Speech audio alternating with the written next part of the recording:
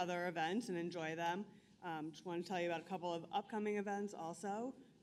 Next Thursday, October 24th, SWA Balsley is hosting our next Open Studio event. Those are always a lot of fun. We also have President's Dinner coming up, our biggest event of the year. It's November 7th. If you guys aren't coming or can't get tickets, we have an after party also that's free, that's open to anyone who wants to come by. There's a flyer out back, so all of our upcoming events are on there if you want to check out more information. Also, just save the date for our holiday party, which is going to be December 5th. Lastly, I want to thank our sponsor, our wonderful sponsor, Al Key from Deep Root over here.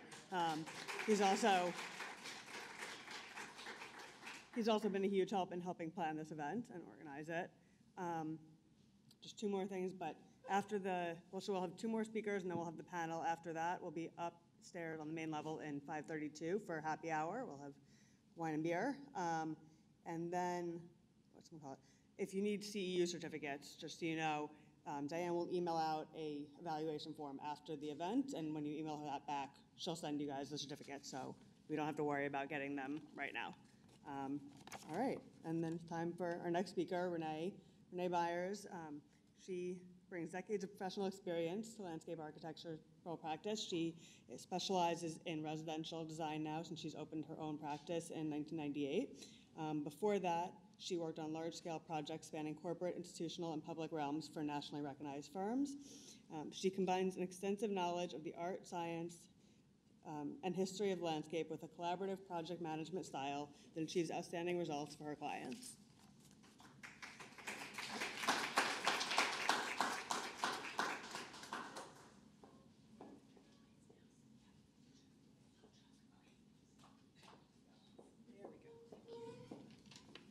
Hi, everybody. Put my water there.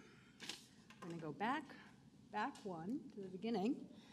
I have a lot of notes here because I have a lot of what I want to say, so I may be looking down a little bit. Oh, there's something I can't get rid of here. Can you come here? I don't want to. Can you?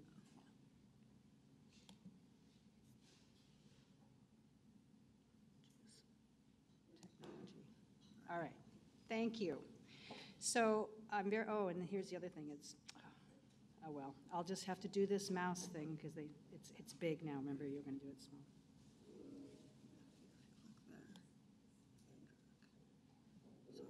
That little A. No, the little. Remember, we're just going to do that. The smaller A. That's it. There we go. Okay. So. As they say now, for something completely different, my work is of a scale of just a tiny little bit of the previous two speakers. We do only residential work. We have a very small studio of 5, and we concentrate almost entirely on private homes. I have offices in Bronxville, New York, and Greenwich, Connecticut, but we work all over the Hamptons and upstate, of country homes and whatnot. We rely on a long roster of consulting architects, engineers, and very, very talented contractors and artisans. So that is sort of my first, I'll give you my bullet points. I don't have them all printed, but I want to talk about that every day is a lesson for me in good communication and collaboration with the people who are actually going to take care of the gardens. A bit of background on our general approach. Sometimes people ask me what informs our work, and for me, the lines of influence are blurred between art, garden history, travel, and basically, I just want to give my clients the same joy I feel about being outside every day in nature and give them sort of their own little personal treat right on their own property. These are just a few of many hundreds, really, of gardens that we've designed over 20 years plus. Each project represents not only a big backstory of physical and regulatory constraints, a lot of like what you've heard about in the larger projects, but for me, intensely personal relationships tend to develop with my clients and the people who build them, who we always try to get hired to take care of the gardens after. Oops, there we go. Before I started my own firm in the 90s, I worked primarily for, and some of my old friends are here from HLW, International, where I did very large-scale corporate work. This is the master plan for Focht Studios in Los Angeles, which I co-designed with one of the landscape architects who's still at the firm. And so this was a very exciting project, but actually last year I was out in LA and we did the master plan. So everything, all the orange buildings are new. We did all these streetscapes. It was a major thing. And last year I was out in LA and I went by the lot to sort of see my old work. And it was really sad. It really had not been maintained at all. The fountains weren't running and the trees didn't look good. So that's not the only reason, but that is a big part of what led me to a smaller practice, to have a little more control. So when we moved with our young kids from New York to the suburbs in the 90s, mid-90s, a lot of parents at my kids' school started asking me, would I design their gardens? And I said, oh, I don't do residential work. And then bit by bit, I started taking them on, and I realized this is amazing and really fun, and I really haven't looked back. I did grow up in the Midwest, so despite, I have an affluent clientele, but I grew up with a very practical mother, and we saved our saran wrap, and we were sensible. And so being sensible sounds obvious, but I think to the point of the nice gentleman contractor who spoke to us, you do have to be practical, and we try to think about what we're doing every step of the way. A lot of that, for me, is using natural plant material and good materials. So that is my mantra, and I have to repeat it over and over again to clients. So that was an example of a historic garden that we did. This next one, I want to transition to transitional spaces. Whatever it is, we're trying to make a composition that looks as though it was always there, that draws people outside all year long.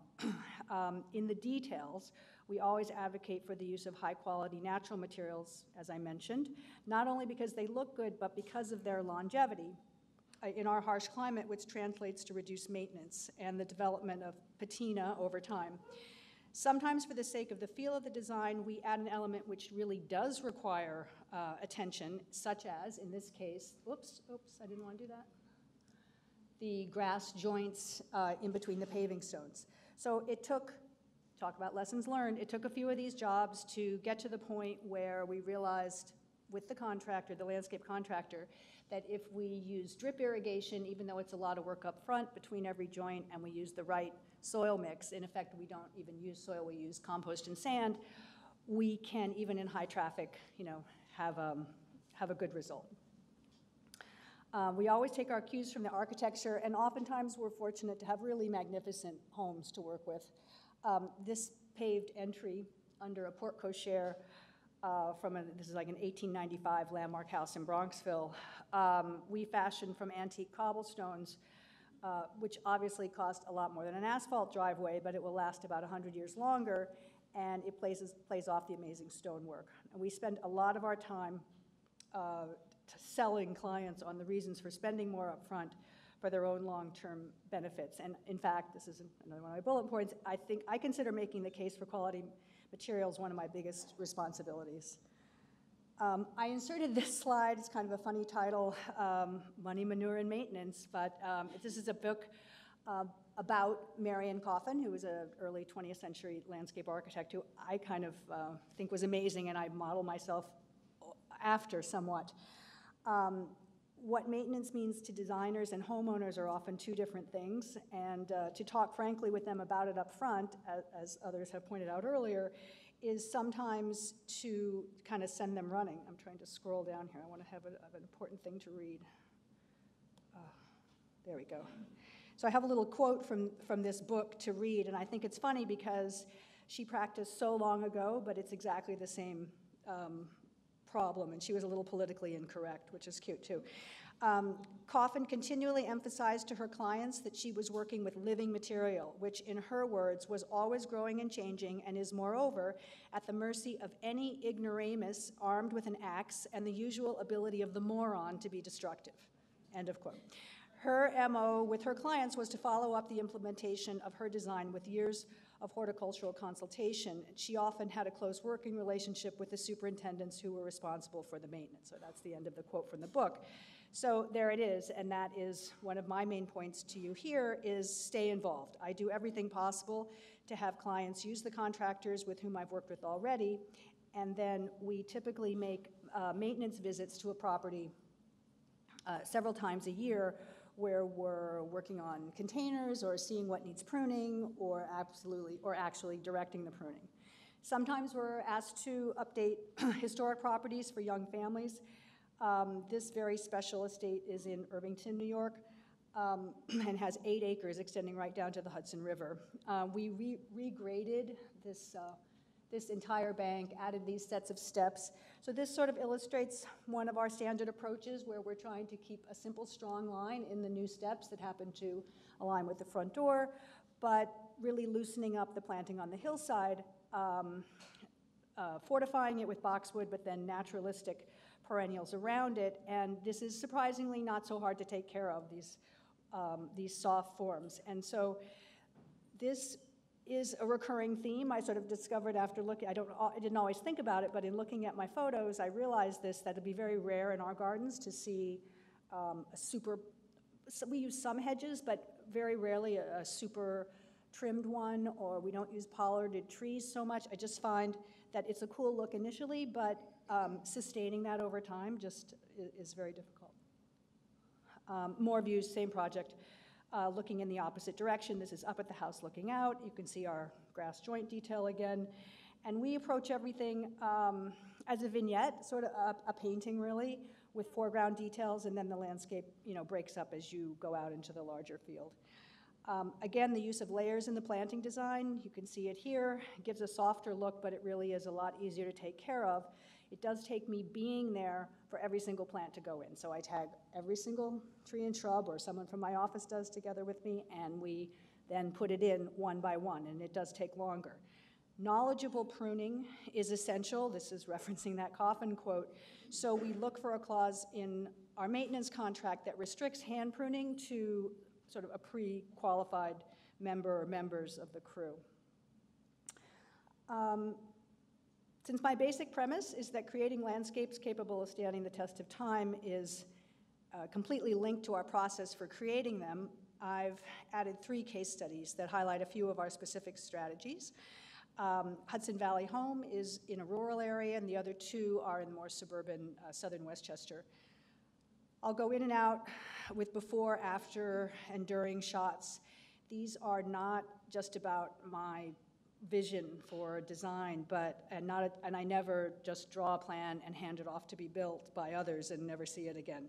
It's about working with the client and constant collaboration with every single person, because we design everything from the light fixtures down to the pillow covers.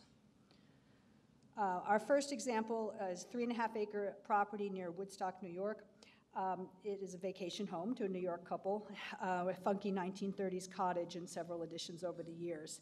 These people wanted to add a swimming pool, but had been informed by the pool company that they initially contacted that the only feasible location was to put the pool up front in a sort of open place in the lawn, but they were wide open to the street. It had nothing to do with the rest of their house. And they actually went so far as to get a variance, and they were about ready to start this project, and the wife panicked and said, oh, this just didn't feel right. I need to get a landscape architect. So that's how I got onto the project. And I realized once I got there that there was a beautiful big oak tree and just a drop-dead beautiful view, albeit it needed to be trimmed because there were a lot of trees in the foreground that were blocking. But the house, steep drop-off along the side of the house. There's a family room down at a lower level, and then the first floor of the house gives out onto the property off the side. This is sort of more the driveway courtyard. So for me, even though you see all those contours stacked up, that was really the only place that I could consider putting the pool.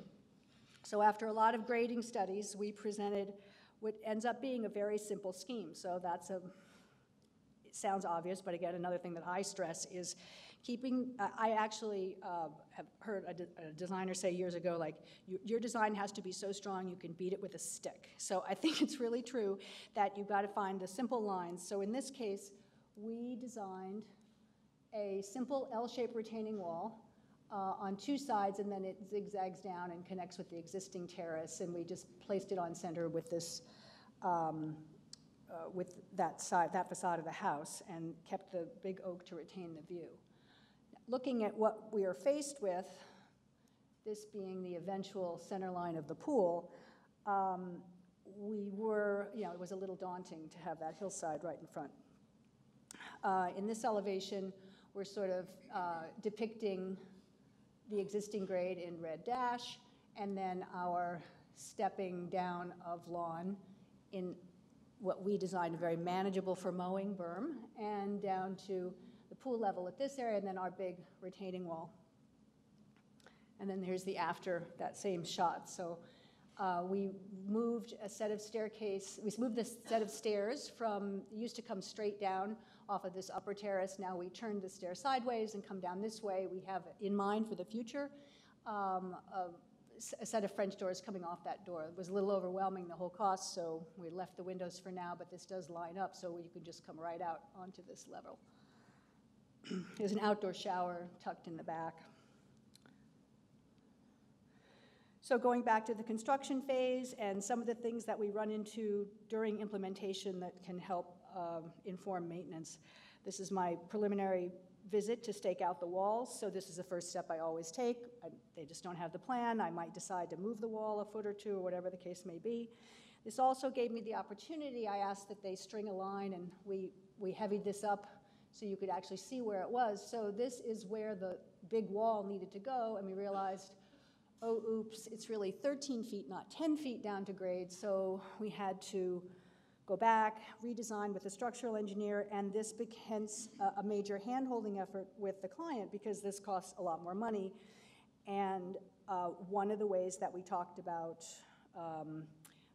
the merits of this is that it would allow us to reduce the maintenance of that hillside that was continually washing out, and with the wall, we had less problems with erosion. So all she had to do was stand at the bottom and see this giant hill and realize, wow, I won't have to deal with that anymore. Let's see. So going through the process, we're going to the stone yard to start to pick out the stone. This is one of my little rules. We always ask for a mock-up of the stone, no matter how much the contractor says, oh yeah, I know exactly what you want. Best to get it all out there at the first, and then taking that mock-up into the finished product. One of the things we did on this job, because I like the look, but also in this case, this wall will stay like this basically forever because we've decided to make hidden mortar joints. So there's nothing to fall out, nothing to repoint. So it looks great and is easier to maintain. This is just construction photos going down through the process, the slope protection that we had to think about, and then you can start to see some of our drain lines going in. So this is another thing that is of key importance when you have a lot of lawn area without paving that's going to be used heavily. We use a lot of French drains and under drainage. Again, that takes a lot of sell to the client to do that up front, but it's a lot easier to put the infrastructure in first rather than come back later and why is this so squishy and how come the grass isn't growing? Another little technique that I like to use for laying out walls is there is a flexible 1-inch white, or maybe it's only half-inch white conduit.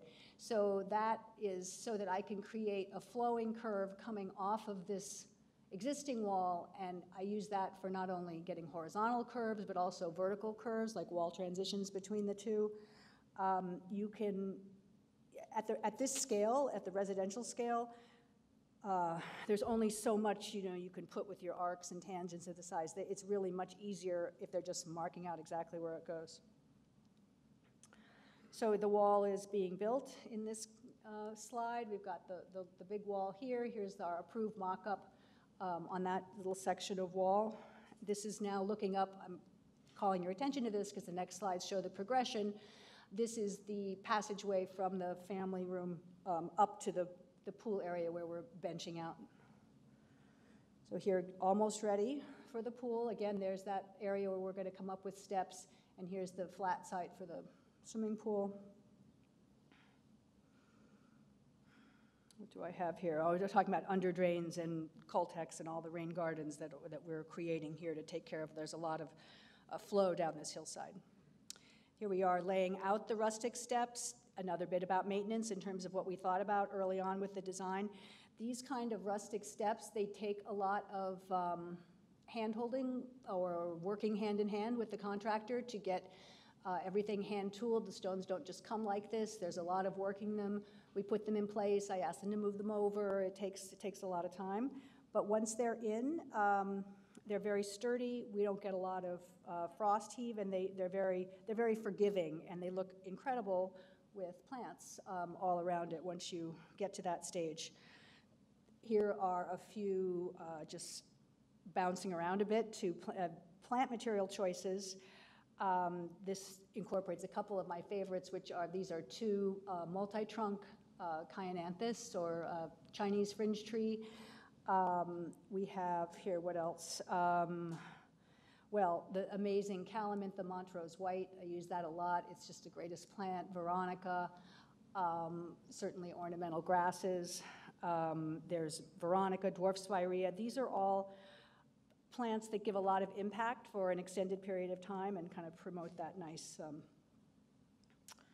soft look and not too hard to take care of. And we've used, these are Aurora Light Path lights. They cost a lot, they look great, and they stay looking like that for a long time. Back to grading, this is going back to an earlier slide where we're working on, again, I thought of this when I saw the last gentleman's slide about the berms, but this took a long time to get this these folded banks that leading down to the pool. This slide shows the left half of the bank finished and the right side still underway, and it also shows these steps that we have going up. So here, in this case, I use those same natural steps, but in a more regular pattern, but you'll notice that each one kind of extends a little, some go one way, some go the other. Again, that takes a lot of time starting out, but when you're trying to design something that's really simple and will read over time, if you get them positioned right up front, then they're there forever, and that is very easy to maintain with just a grass bank on either side. The finished view looking from above, looking down, there's that oak tree I mentioned in the beginning that we've saved where we turned the steps coming down. This is another little trick that I wanted to talk about that we use a lot, edging. I often will take just a piece of 2-inch bluestone, put it on edge, and have a little concrete, and that holds the side of this bed in place.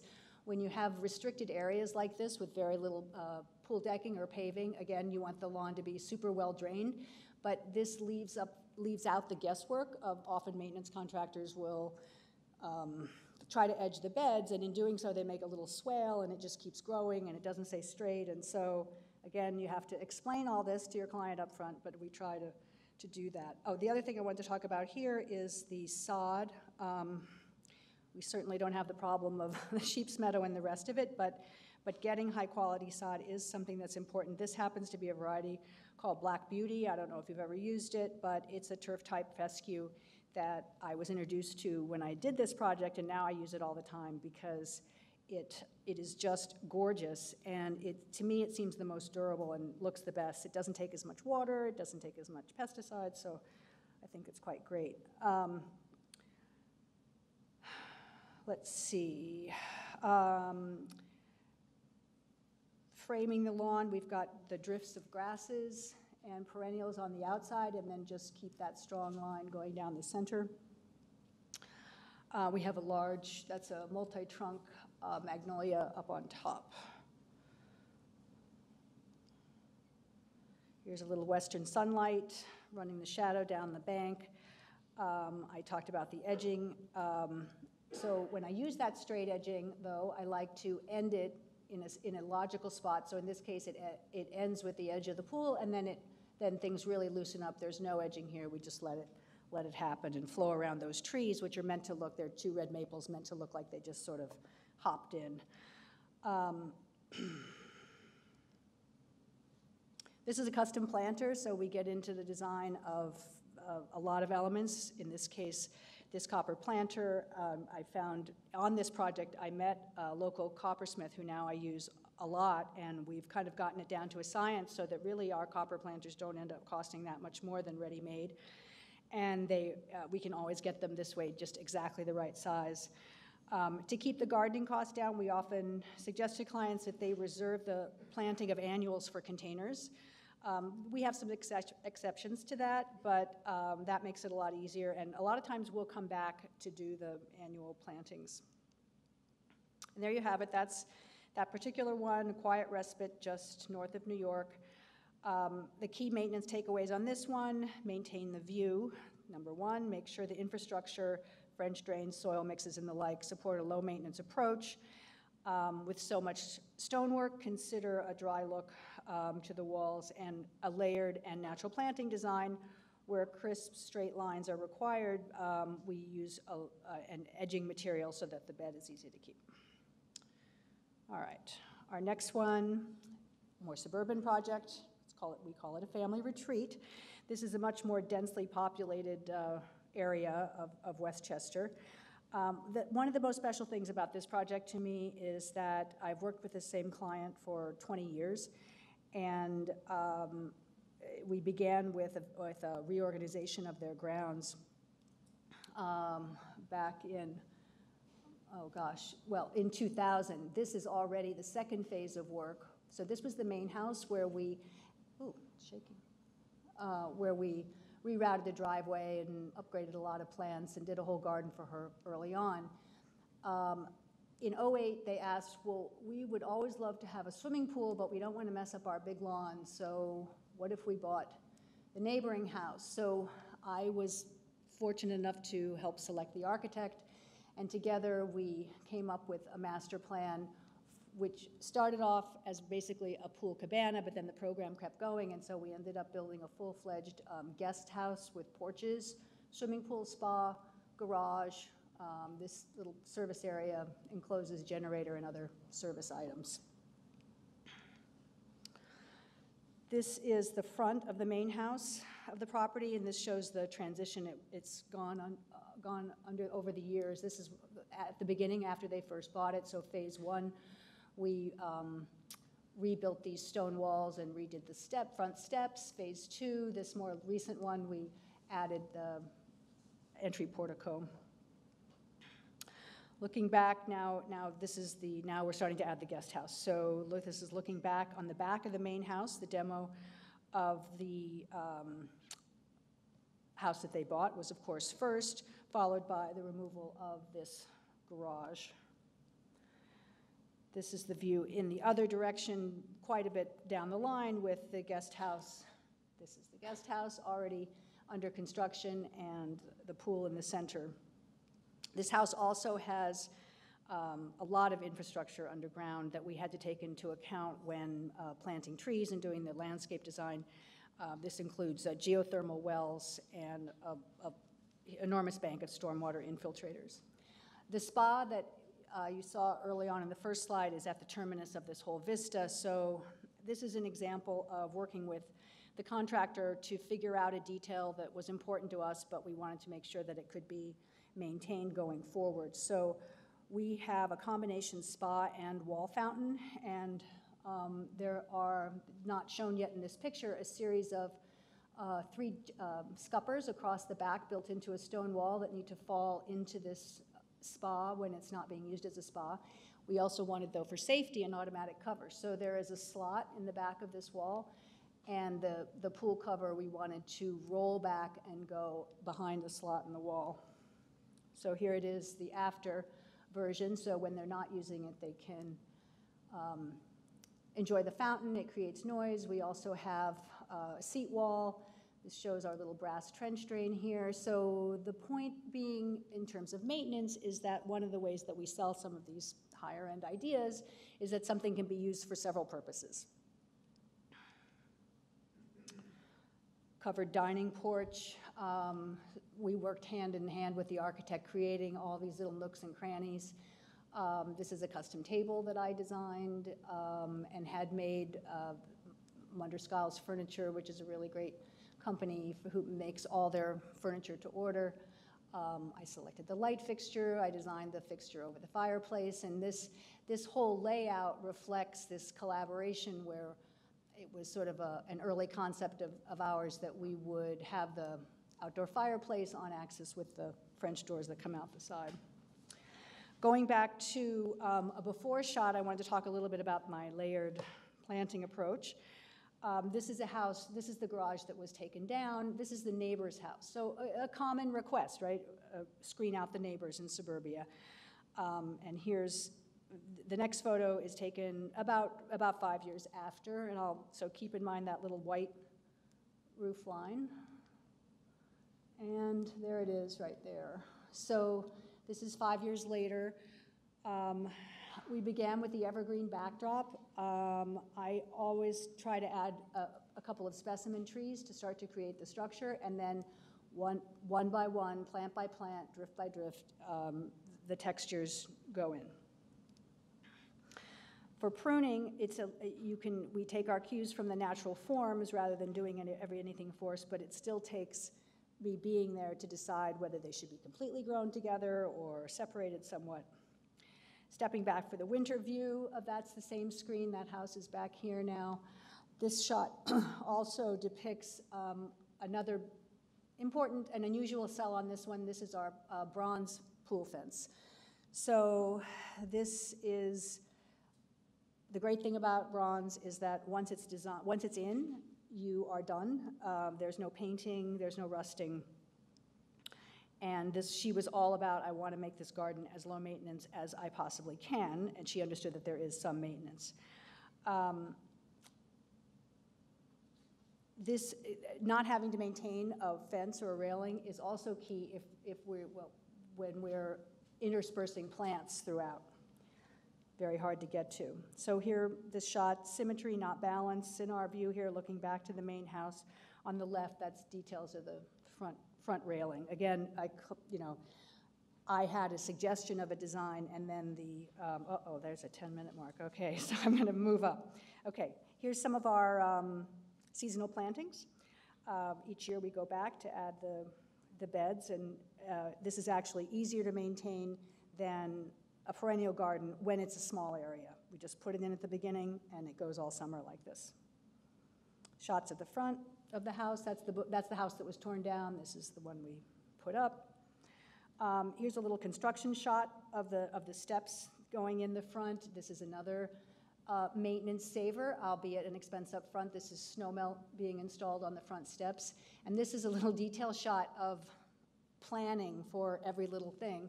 This little square represents where the railing will need to go once we put it in. So we put that square in so we could measure a perfect little drawing. This is the light where it's going to go for the address, and then the snow melt, so we had to hit the mark perfectly with the railing.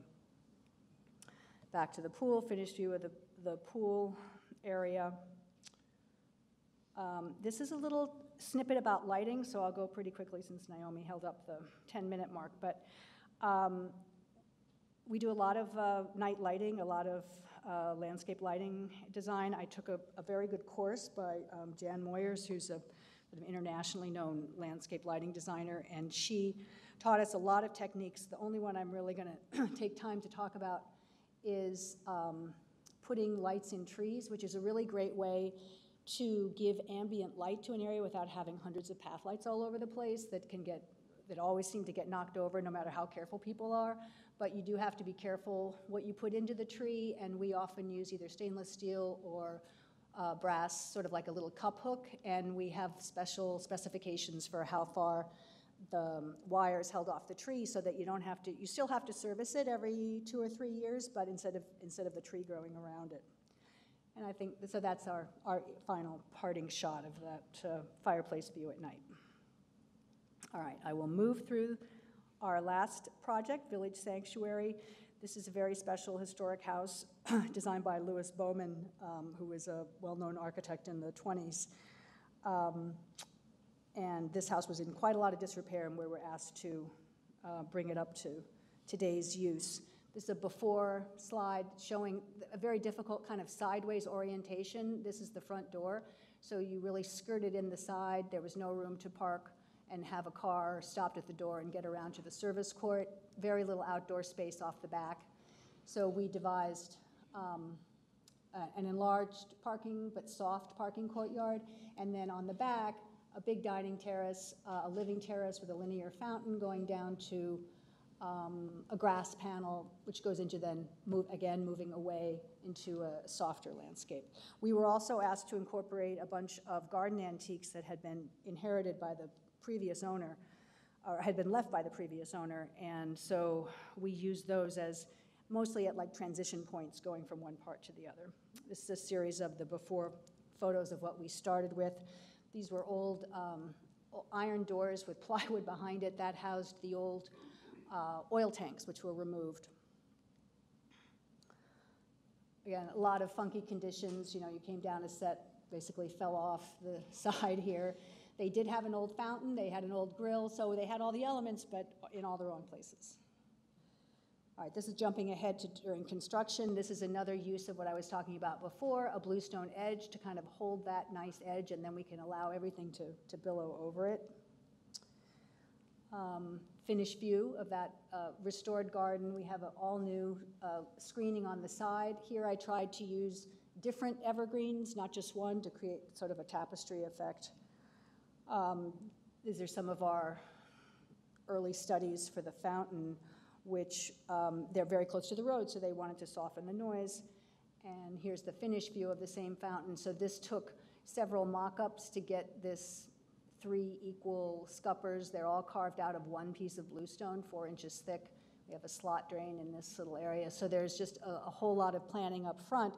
But instead of just handing the drawing to the contractor, I worked with the fountain consultant and the mason to eke out all these details. This is just maintenance of the fountain. You know, this is the guy working. This is the reservoir that controls the level, and it's under those arched doorways that I showed you. Here's the mock-up that we worked out. So we literally a garden hose into a big bucket to see how the water comes over that edge. In the front, here you see our new improved driveway. I designed these planters and had them made. We restored this original lantern. So the house is just full of these amazing details. And then we reused a step. This was the original front step that we moved out because we created these walls. Here again are layered plantings. Another before shot of the terrace, and then the finished version of the lower terrace. Here is a colleague of mine, Stephanie. We are holding up a foam core mock-up of our proposed light fixture to make sure that it's just the right size. And here we're checking to make sure these are custom bronze strap hinges that we sent a CAD template of the doorways down to the people making the hinges to make sure they were just right. This is a before shot of an amazing wellhead that we had to incorporate, but very badly placed in the original design. And then after, it forms the terminus of that vista, and especially effective in the winter view. Elevation studies, and then the finished work. We designed that light fixture. We worked with the metalsmith who designed and built these chairs. Looking the other direction out to a little shade garden, but again, very basic plants, spreading boxwood, hosta. And then we come back each year to do those pots. Here's some more planters that we put around. These help screen the grill area beyond. We worked very hard with the mason to repeat details of the house in the new stonework. It's really hard to tell where one stops and the other start. Another one of our gates. Modulated steps and landings, so this took a lot of studies. Where do you pause? Where do you go up 3? Also, it's designed to reduce the need for handrails, so we don't need them here because we have fewer than 3 risers. And again, our layered approach of planting. This is in the spring view. This is all composed to sort of frame this beautiful triple height window, and easy care, relatively easy care shrubs, flowering shrubs.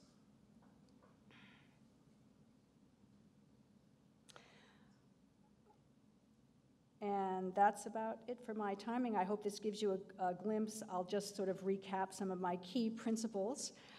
Learn from your contractors and only use those who understand your value and love of good craftsmanship. Make each subcontractor feel part of the team, and it will pay off down the line when you need them to fix something in the garden.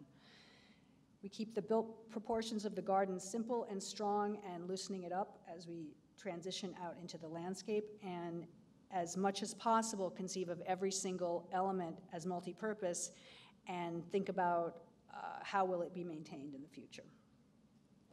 That's it. Thank you.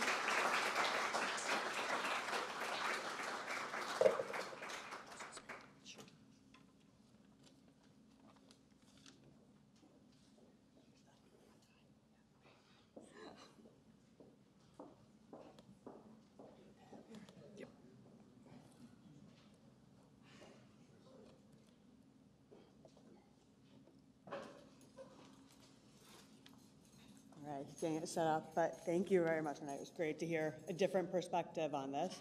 But our last speaker is going to bring us back to the larger scale projects. We have Andrew Lavallee here, who's partner at SiteWorks Landscape Architecture. Over the past 29 years, he's overseen the planning, design, and construction of a broad range of public, private, and institutional projects throughout the U.S. and abroad. Andrew has also served as construction manager and owner's representative on high-profile park projects in New York City, giving him another perspective of the challenges involved in building successful public realm landscapes.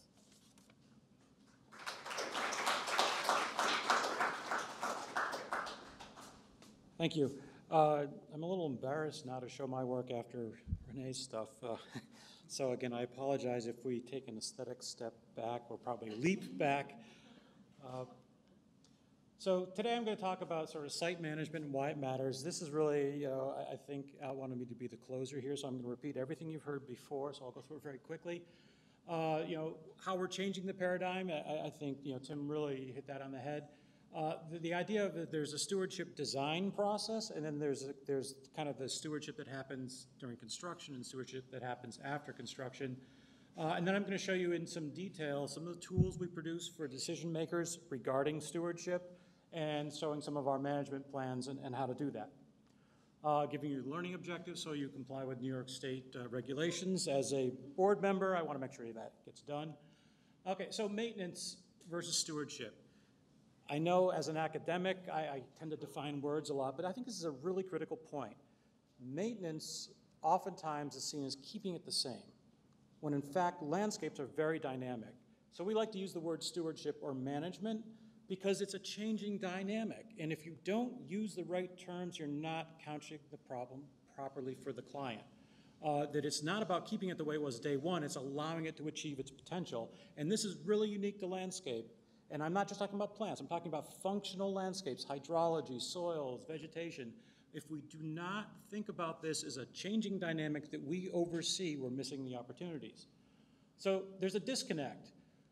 So I think the first disconnect is that as landscape architects, we generally participate in a very short spectrum of the design process. We don't really live the full length of our projects. We might participate in that 10 to 16%, but there's like that 84 to 90%. Where is that? We're not there. Our silence about stewardship is deafening. If we want to move to the next level with landscapes, performative landscapes, we've got to really engage in a new way. So I challenge all of you to figure out how can we change the dynamic of what we deliver. And I think one of the problems is this. Are we Ednas? No, darling, it's not going to work like that. Or are we afraid of the maintenance guys because we know damn well they know 5 times more than we ever will know. Same way with the contractors. We don't like to talk to them because we live in a safe world of Photoshop. It looks great. It's their fault if it's not right. It's our glory if it comes out nice. I think we have a communication problem here, and I think, quite honestly, we're snobs. We got to get over it. We have to fully engage in this conversation. And then there's always this problem. I can tell you, as designers, you have to be optimistic, but you're always optimistic about money, and it always comes back to bite you. So one of the things we have to do, and this is really hard, is to be really super creative, but we also have to right-size it to what the owner can actually do. We cannot do the Taj Mahal for someone who's got a $1.95 and a Home Depot mower. It just doesn't make sense. As good as it looks, even if they say yes, are we serving the purpose of landscape, or are we just doing window dressing? And are we really being honest about cost? I think Tim made this point, construction is the easy part. And this is a projective model that doesn't even include capital replacement. It's not unusual that you will spend over a 50-year life cycle 5, 6, 7 times the capital investment. Have you had that honest conversation? Have you planned for that? And then I always like to use this. This is interesting because this is showing forestry management. Yet what happens when you manage a forest and you clear cut it, you have a collapse in ecosystem services. We're designing landscapes that do this. We put them out to pasture, we wait for them to fall apart, and then we rebuild them. That's not systemic. We have to change the game. And then, I think we've heard this point a few times, you don't get diddly out of a plant when you plant it. It takes 20, 30, 40 years to get ecosystem services. Yet where is the landscape architect in that conversation? We're like, good luck, we got the maintenance warranty all done. 2 years later, we're done. We are not participating in verifying that this actually works. If we want to be responsible about climate change, we need to participate to make sure that every plant that goes in the ground gets its appropriate life cycle. And if it can't, we have to be honest about that. So what's missing? I think the problem is the tools we give to our clients don't serve this purpose in the least bit. We do plans and specs. That doesn't provide for stewardship. There's a whole set of documents that are missing. Joe held up that document. That document's probably going to be bigger than your spec book. There's the handoff problem. Who's going to maintain this? What are we giving them? Are we communicating design intent? Do they have any idea of some of the ecological thinking we were doing? Landscape architects, I think, are quite gifted and able to design high-performative landscapes, yet we give it to a contractor who has no idea the thinking behind it, so they don't understand the priorities. And then maintenance is oftentimes not one entity. It might be multiple entities. And are you communicating that design intent among various, does the owner get it? Does the owner's subcontractor get it? Does the owner's staff get it? And landscapes aren't static, duh. But our designs and our speaking is. We stop speaking at a certain point and we don't participate afterwards. And then return on investment. Tim was talking about working with nonprofits. This is getting to be a very sophisticated game. The people that are giving $20, $30 million, they expect return on investment and they understand finance. You can't just say, oh, it's going to cost $1.95. They're like, and?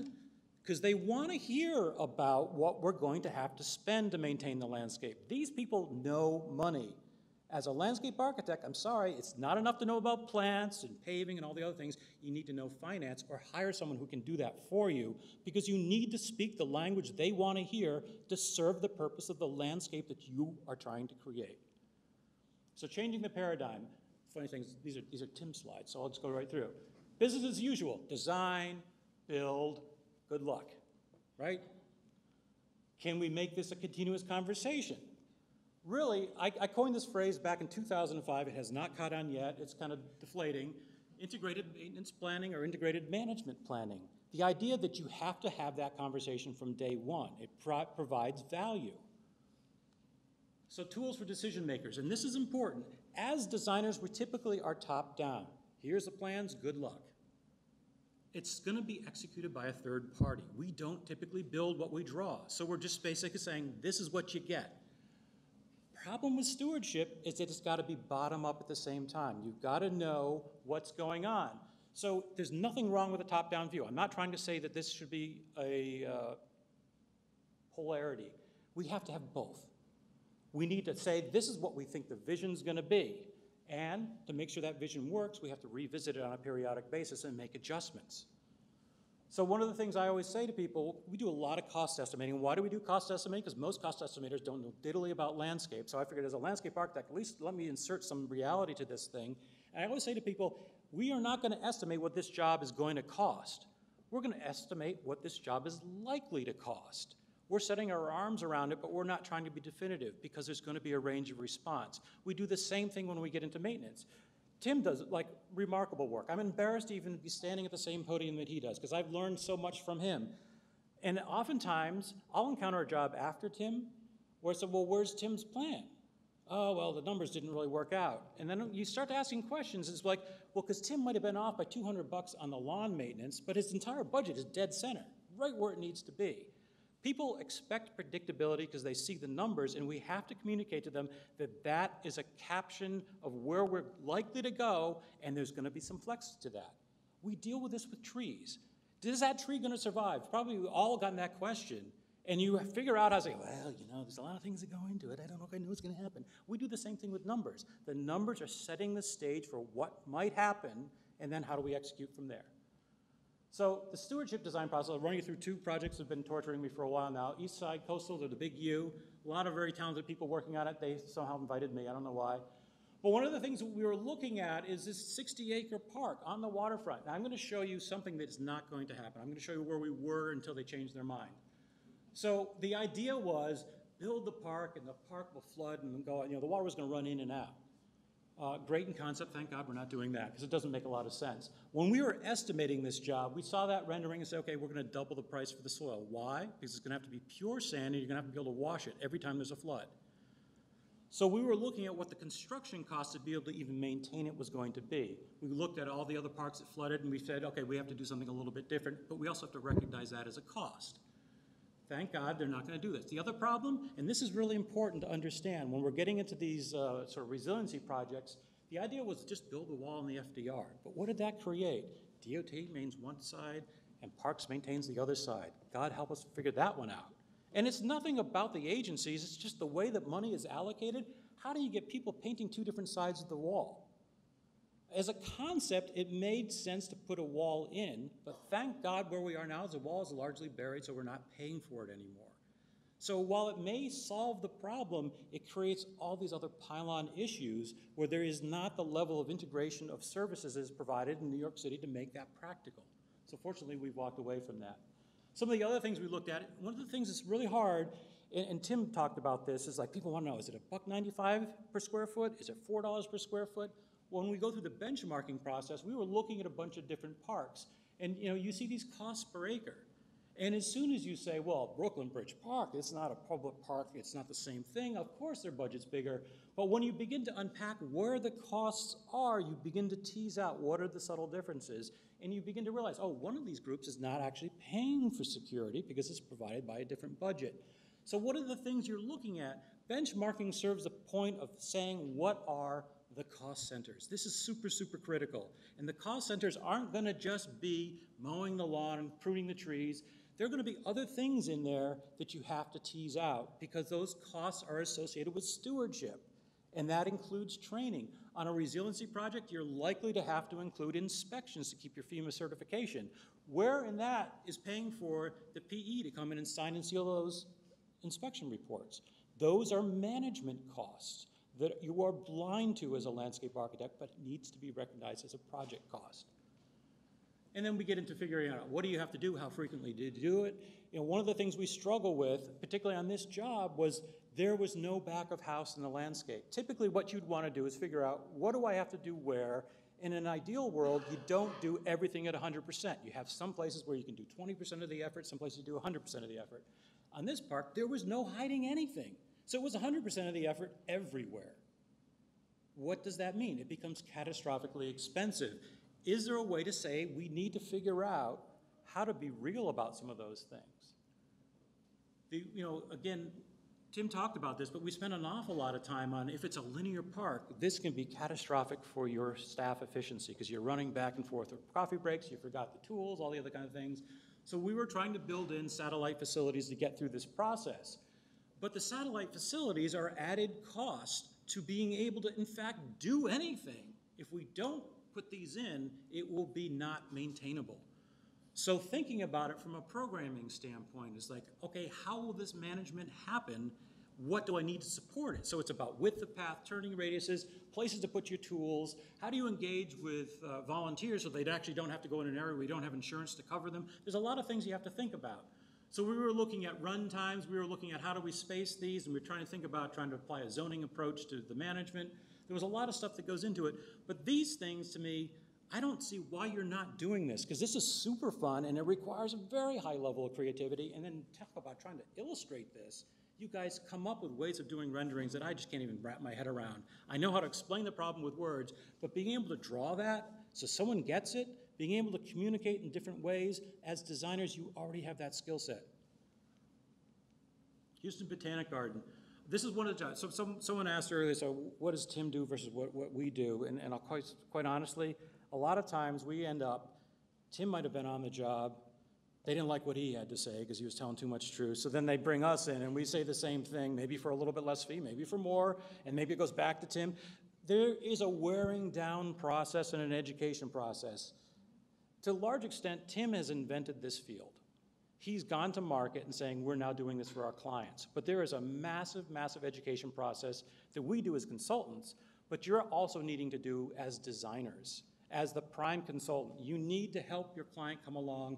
It's oftentimes easy to say, as a prime consultant, let me bring Tim in or let me bring Andrew in, because they'll tell you the same thing we've been telling you. And sometimes just changing up the set is enough to get that message through. You have to remember that clients are sort of vaguely aware that they need this kind of thinking, but it's oftentimes hard for them to hear. So you have to build that into the process. So Houston Botanic Garden, this was converting a golf course to a brand new botanic garden. And it's actually part of the Houston Bayou system. We have a channelized bayou that runs along one side, and we have a natural bayou on the other side. We're working with West State on this. And they come up with a master plan. The master plan had a whole bunch of budgets, and then the oil markets dropped, so then the project suddenly became small. And the funny thing was, well, we're not going to build as much, so we don't have to maintain as much. That seems sort of obvious. You still own the same 120 acres. You can't just walk away from the other parts just because you didn't develop it. So yes, what you do changes, but you can't neglect the rest of your property because now you own it. So again, very practical way to look at it, but it had some interesting consequences. And then we had to get into the problem with the garden was that they didn't have any money. They were fundraising everything, for capital as well as their endowment. And they were likely not to break even for many, many years because they didn't have the attendance and the associated revenues. And it was interesting, Tim was brought in to say, okay, this is what I think your projections are. And they were like, no, he has no idea what he's doing. We're gonna have 50 times as many people. And we're just like, well, you know, if Tim said that, you might wanna think twice about this. But they decided, no, forget what Tim said. We'll tell you what the attendance is gonna be. Now you tell us what we're gonna do for management. So we had to go with their sense and how much use was there going to be. Whether or not they ever get to those numbers is going to be another issue. But we had to say, okay, if you had the attendance you're dreaming about, this is what it's going to mean in terms of playing out. So Tim talked about that where idea. At that level of numbers, they were thinking they were going to gauge year one, they were in for some catastrophic costs. So we had to project that. So what we did is we projected maintenance costs before opening, maintenance costs day of opening, and then maintenance costs after establishment, and then maintenance costs post-establishment. So we looked at 4 different windows, and we priced that. So what's interesting about this is they had a very contained piece of managed horticulture, what you consider a botanic garden, super high end. And then it tapered off into these other ecological landscapes. So it was a really interesting design, and each of those landscapes has a different typology, different cost, different level of aesthetic and upkeep. So the other thing that, we started talking to them about, how much are you going to have to maintain? So it's this idea of levels of service. What are you going to do where? How do you prioritize your dollars? And what we did is we started the planting plan. This is, sometimes early in the design, you don't have enough information. So we were saying, well, just tell us roughly where the typology is of the landscape. We don't need to know more than that. And we began assigning costs to a particular kind of landscape. Super high maintenance, super intensive, botanical. Are these going to be back of house? Are these going to be a children's garden? Whatever it was. And then we began to translate that into staff. As Tim's talked about that idea of hours. And then we had to figure out how that was going to all play out in terms of budget. And then we began looking at, okay, this is starting from scratch. They had to buy every piece of tool and equipment. So we had to figure, well, how far are you going to run? Of course, they wanted to put the maintenance right down here at the lower end right here. The furthest away you could possibly get it from the rest of the project. And we kept saying, guys, you need the satellite facilities. And because they were so budget conscious, they say, well, we can't afford those. So then we had to go through the runtime analysis. That you can't afford it now, but you can't afford to pay not to have it. And then, what are those facilities? They didn't realize that part of the design was to build the back of house. because that doesn't seem something that's sexy. You can't have a ribbon cutting at the salt storage shed. I mean, it doesn't make any sense. Actually, down there, they don't need salt storage shed. They actually need to keep the rain off the topsoil. Different problem. And then we had to figure out what was the staffing going to need to be. So we actually figured out, and this is something that Tim has done much more than we have, is what is the staffing going to be required to run the entire organization? So first question we had is, where is horticulture going to live in your culture? Is the guy that mows the lawn going to be in charge, or the person who's managing the garden going to be in charge? Or do you want to separate those two? So you have to have conversations about what is the culture you want to create so that management, education, and all these other things that go with the mission of the facility work on. And we began assigning, how they would need to hire, because they were rolling out the beginning of this project and the beginning of the garden in concept, and they had to hire the staff as they went. So the first thing we said is, not only do you need to have the director of horticulture, who's the director of the education, the mission of the facility has to be in place before you finish designing, so at least you know what you're designing to. And then we said, oh, by the way, you're going to be fundraising, so you need a director of finance, you need to have all your outreach. So we figured out, looking at how much they would do, and we came up with a shortage, and they said, well, solve the problem with volunteers. How many times have you heard that? This drives me nuts, particularly with green infrastructure. I was just reading a study in Prince George County, where kind of green infrastructure on the East Coast is kind of got its early beginnings. 25 to 30% of all the green infrastructure is now failing. Why? Volunteers will solve all our problems. It basically means unreliable, untrained, not managed well, and we are too cheap to pay for it. This is part of the conversation where you need to get on the advocacy hat. You cannot design performative landscapes without a real budget. Volunteers help, but volunteers shouldn't be the basic format for how you're going to do it. So we actually went through and said, okay, how many volunteers do you think you really need to have? And by the way, you're going to have to hire a volunteer manager. So we basically worked through a series of scenarios and say, with all this volunteer participation, you might get this many FTEs or full-time employees out of it. The reality is volunteerism is important because it helps build the mission, it helps build the buzz around the facility, but at the end of the day, what is it truly worth in terms of skills and trained? So we created this whole model just because I figured out how to do this in PowerPoint. But basically, this was their hiring plan. This is how you would hire, and as we went through our 4 years of scenario, we looked at what your cost would be based on that scaled hiring. And that was all tied to these fantastical attendance that they might have. God bless them if they can achieve it. But we had to figure out, and we had to take it face value. I said, Tim knows what he's doing. He's saying this is how many people you're going to get. He's the guy that owns Texas with this kind of projection, and you want to hire this many people coming in. We said, okay, these are the numbers that you're going to see in terms of costs. And we're looking at all the things that go from direct expenses, buildings and ground expenses, all the stuff they had to buy just to get off the ground.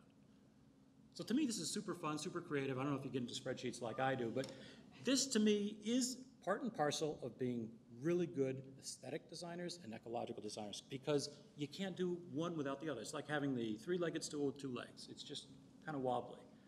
And then we began looking at, we had to, one of the things we struggle with is how do you communicate this? Because people just hear dollars, blah, blah, blah, like Charlie Brown's mother. So we have to do it, in spreadsheets. We do it, for the finance people. Then we do it in bar charts for the people that aren't in finance. We're speaking many different languages simultaneously, but it's all the same message. So stewardship documentation. Again, that was a design process. That's top down. That's getting to the decision makers and getting to some consensus. When we start doing the documentation, when the stewardship is actually going to be engaged, we develop different tools. So I'm going to show you 3 different projects. Whitehall Garden is a very small 30,000 square foot rooftop in Riverdale. Basically, it was going to be a building manager, totally understood how to clean stuff. No idea in landscape. So what we had to do is we actually had to write sort of their guidelines, and we spent an awful lot of time. That book is super important.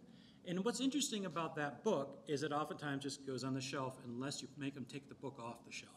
So we wrote all the things down. We basically go through the specs and the replacements and all that. So they basically have a document that tells them how they could buy anything that goes out of business.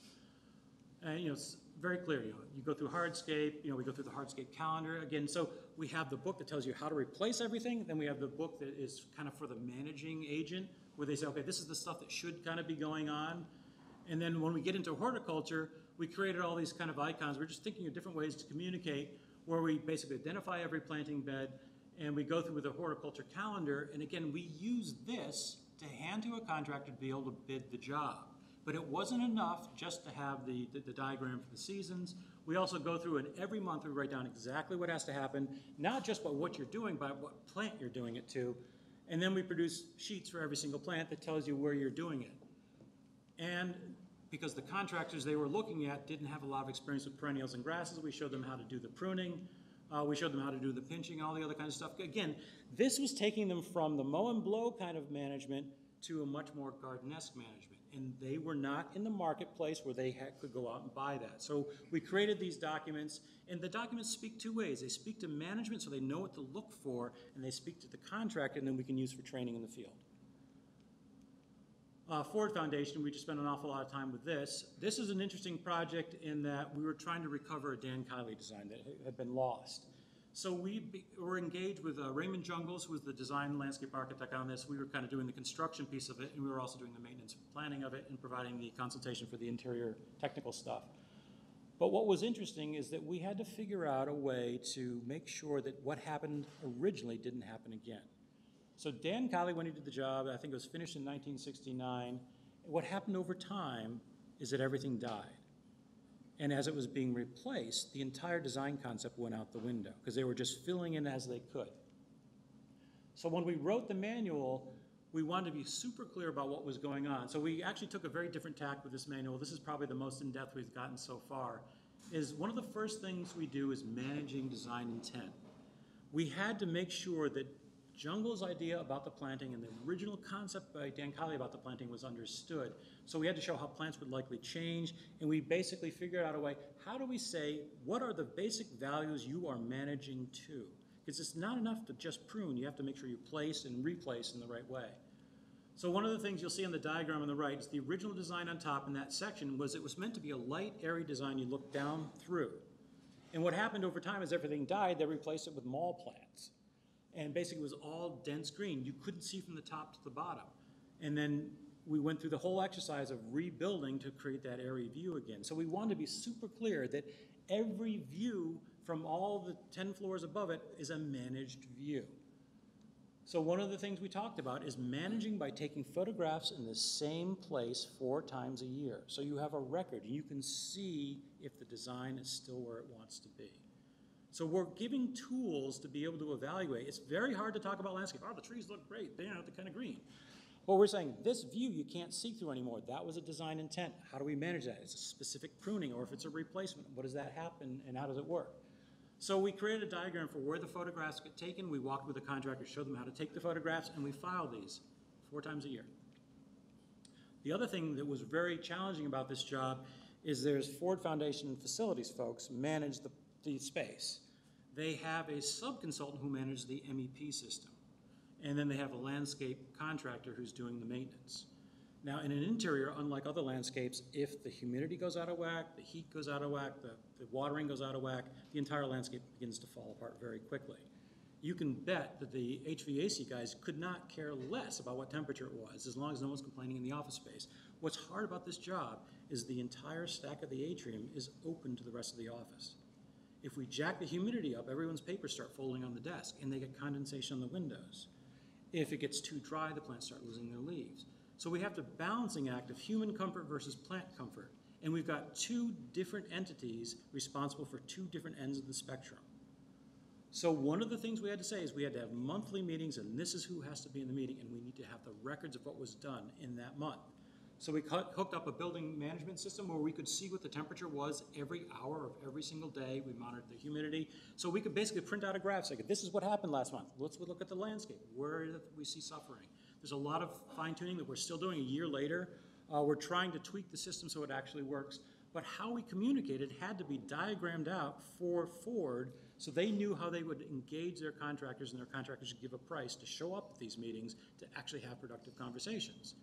So as Joe was saying, is like, you can't just expect a contractor to volunteer their time. We had to create a plan that they could price so that they would know what the commitment was, and we could get good communication. And then we had all the record keeping in the notes. So we can watch as the sort of managers of stewardship, we watch what the temperatures are. We're looking for problems, and the contractor's reporting out on it. So we have a contract for the next 5 years to maintain this. The first year we were there once a week, and we're now shifting to once every 2 weeks. But this was a very intensive process, very unique to an interior landscape of this level of sophistication. But the point was, as the design representative, we were looking at what was going on and saying, is this going south or not? Then we began defining the maintenance, and this was really important. They were out there 4, 5, 6 days a week, and the owner said, why are we paying all this money for watering? And we said, guys, if you looked at this manual, they're not watering, they're picking bugs off the leaves. They are picking up leaves that don't create all sorts of problems in the soil. They thought just because someone's out there, all they could possibly be doing was watering, because what else do you need to do with a landscape? So we actually go into detail. If the light blows out, you actually need to replace it. Unfortunately, the lights are 11 stories up. The lights that Kylie put in went out and were never replaced. So you went from a very high light environment to a next to no light environment. Of course, the plant palette changed entirely. So we had to go through and talk about all the aspects of temperature. We had to talk about light. We had to talk about moisture. We had to talk about seasonality. There is seasonality in this space because it's single pane glass. So we actually get very cold conditions where we have to drag heaters out. We got to heat. We got to keep people out of the garden. If you want to treat bugs in this place, you can't use chemicals because it goes right back into the office space. So everything's done organically. So we laid all that out. We talked about zones of, again, these zones were very much influenced by where the lights were coming from the ceiling, and they were also tied to a plant palette. Again, we went through this whole same thing, identifying all the plants. Believe it or not, we found an interesting coincidence in that when Kylie originally built this, they started with an interior landscaper, and they had to fire them because they couldn't manage the job, and they had to hire an exterior landscaper to build it. That's where we ended up. We started the conversation with interior landscapers. They refused to do anything we had asked. We ended up bidding the process through exterior landscapers. So the interesting thing here was that we had to get very, very large trees onto the site. So originally we were supposed to go with 26-foot trees. The landscape architect tagged 34-foot trees. We bare rooted the trees, had to bring them through a doorway and then erect them inside the building. But we did that to manage the weight. But the other thing that we were doing by bare rooting the trees and letting them sit under shade for 9 months is they had significantly larger root systems that were that helped the plants really adapt to the shock of showing up in New York and the shock of going through a winter process. Because we don't have a pure energy-controlled environment like you typically would in a modern building. We actually go through a winter cycle of lower light, lower temperature, and much lower humidity during the winter. And then we got into, what are all the bugs, what are the pest control strategies? We talked about the pests and the disease. Again, when we have these conversations in the presence of the Ford Foundation folks, they're looking at us like we have 3 heads. We're having these detailed, like Mark from our office is trained horticulturist and landscape architect. He starts talking about thrips. I have no idea what he's going on about. And of course, the Ford guys are cross-eyed. It's like, what is this conversation? So we talk about it in here so they're kind of aware of it. We have pictures of the stuff. And then Mark shows up with pictures and passing the cell phone around. Suddenly they're really interested in their own ecology. Again, it's part of the seduction that stewardship is really what we're trying to do here. And there is Richard. Just the hard part about this is he can walk around and just watch everything that happens. So we get him out there, Ned's trying to talk him off a ledge. And then the whole management. So we went through this crisis. We actually have to wash the trees. So they thought tree washing, which is trying to keep the dust off the tree so they can photosynthesize properly, was tree watering. And we had to walk them through why that was, and then we do all the pest management. Of course, they freak out when you show up with all this stuff, but actually this is all organic.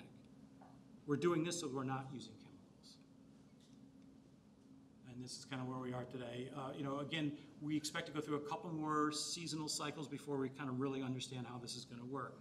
So the point with this is that our stewardship has to be very dynamic. It's something that we basically were explained to Ford, and Ford was remarkably supportive of this. They understood that this is a scientific experiment.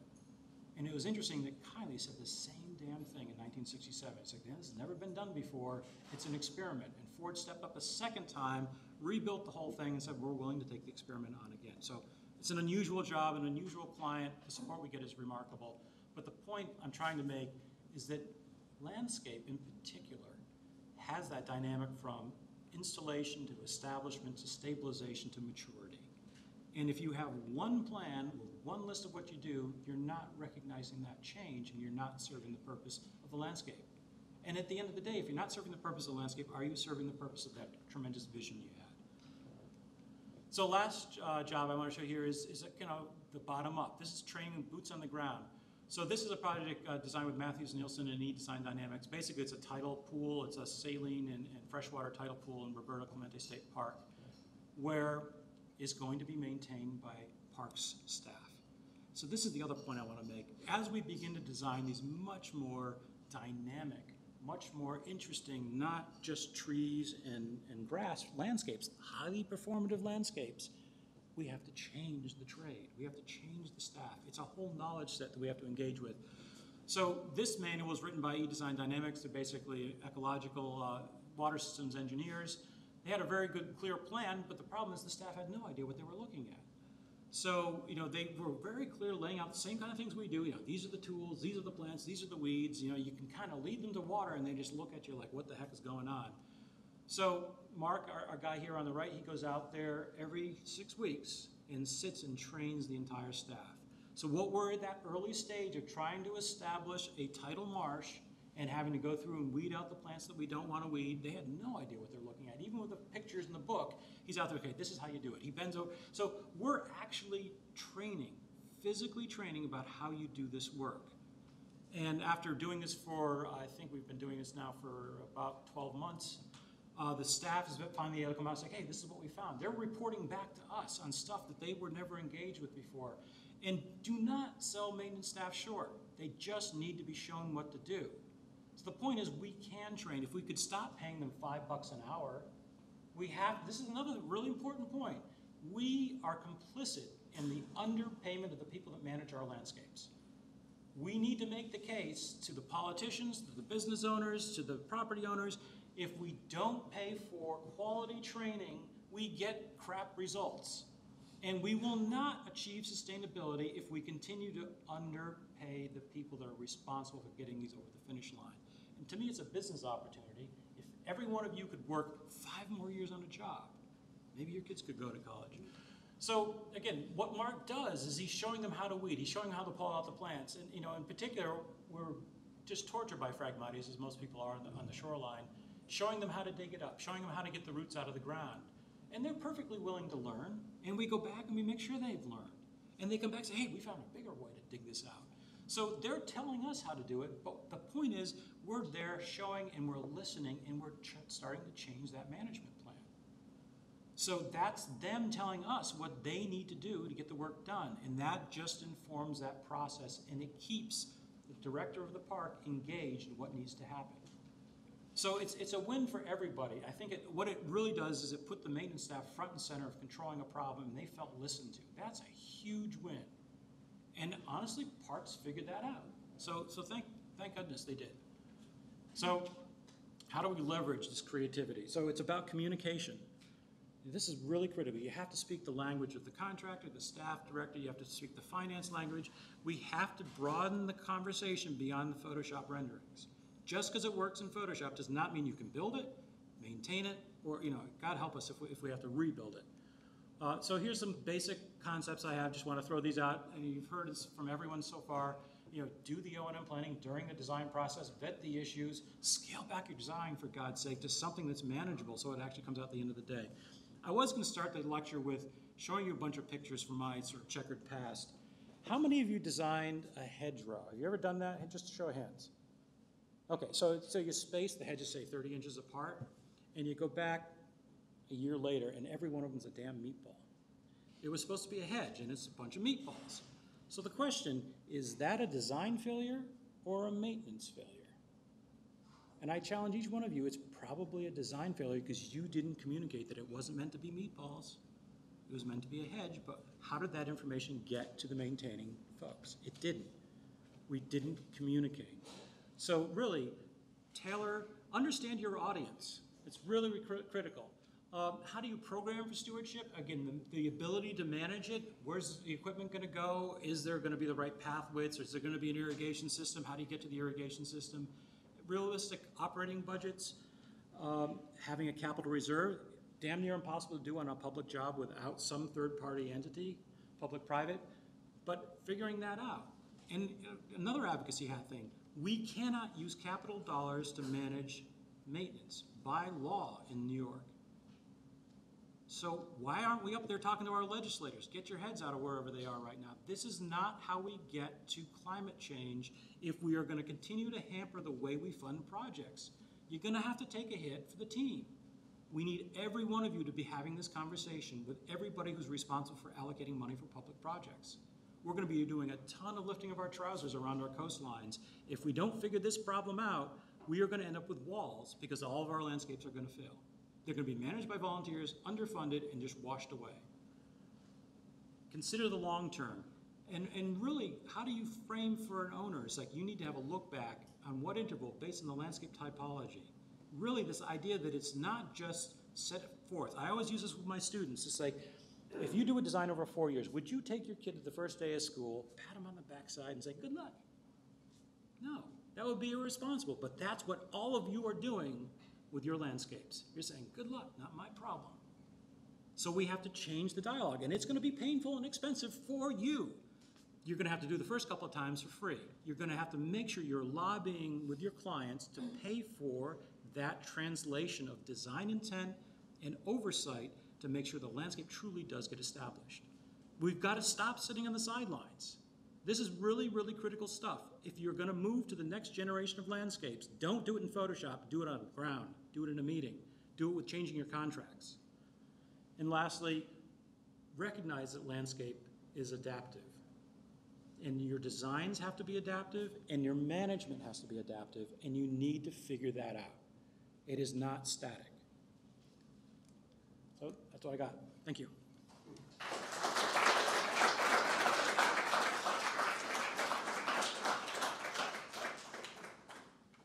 Thank you, Andrew. Can I get all my presenters back up here?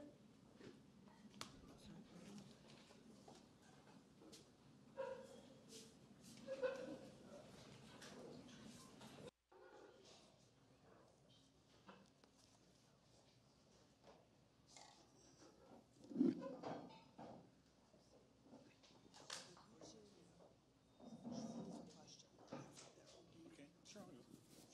You point me out. You point me to the person. Yeah, you're up there. Absolutely.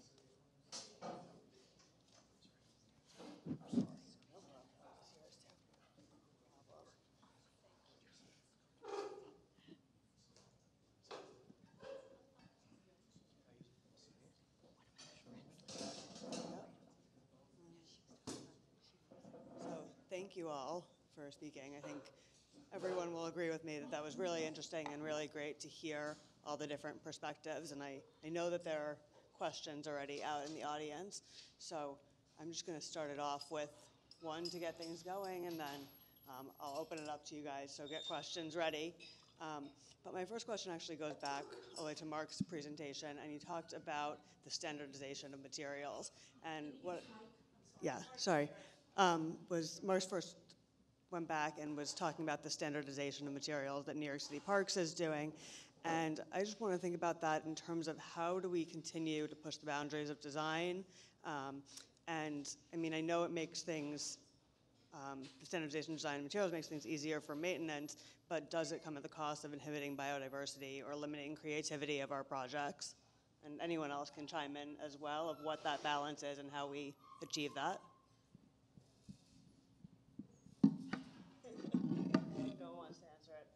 So one thing I would say is that if we have this conversation about creative or not creative, it's not productive.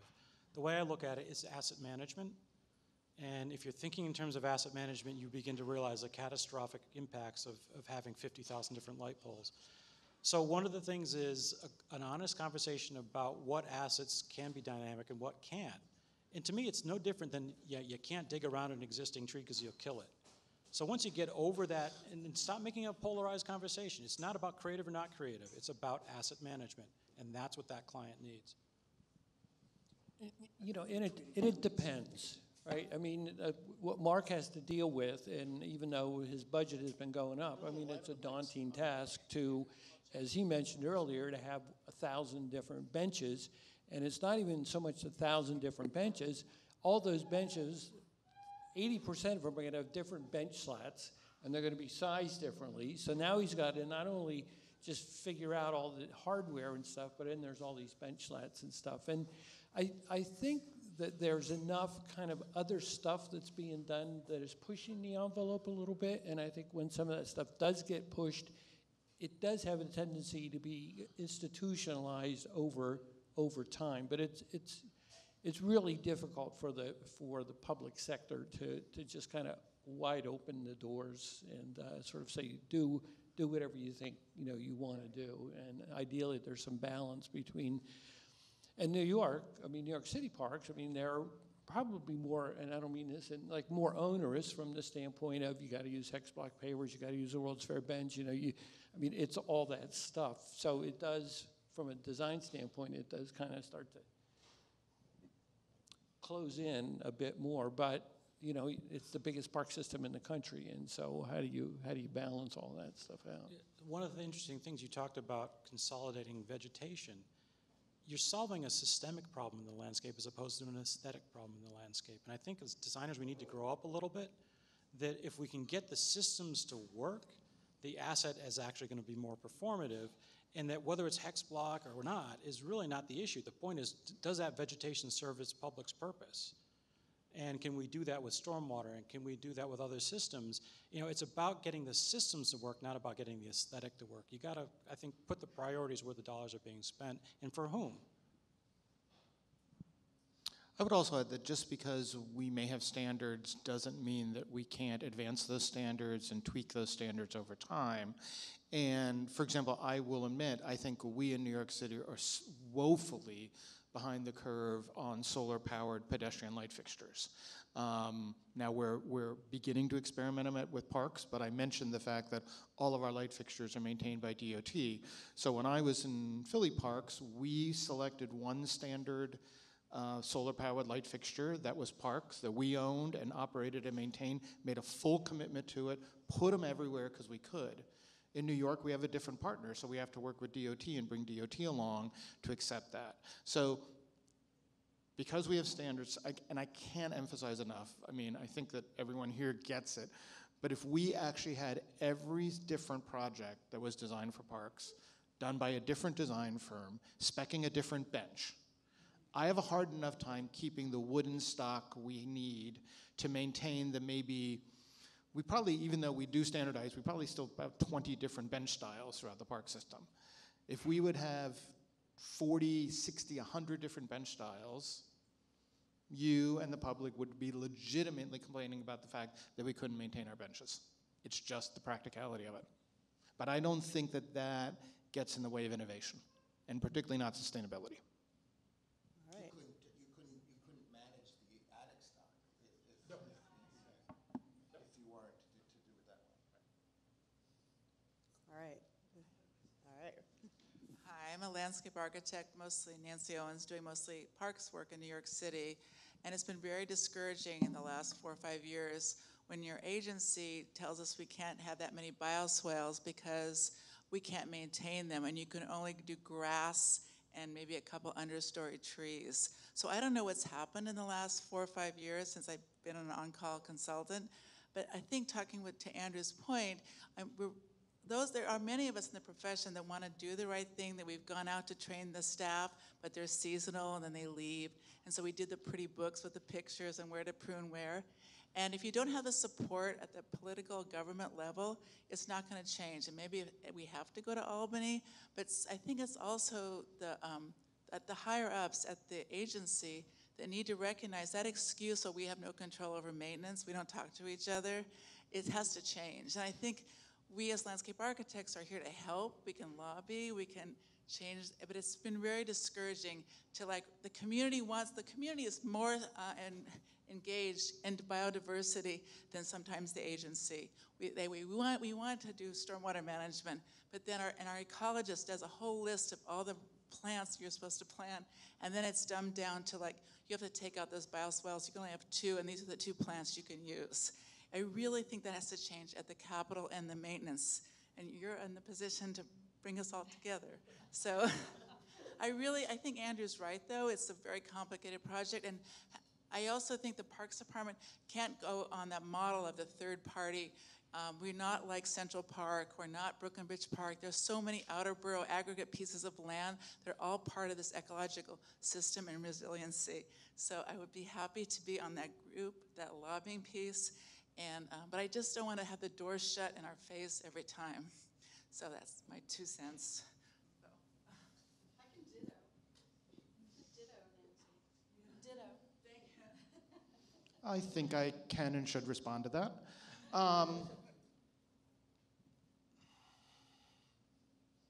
It's a legitimate challenge. I mean, what you're saying, I'm not debating.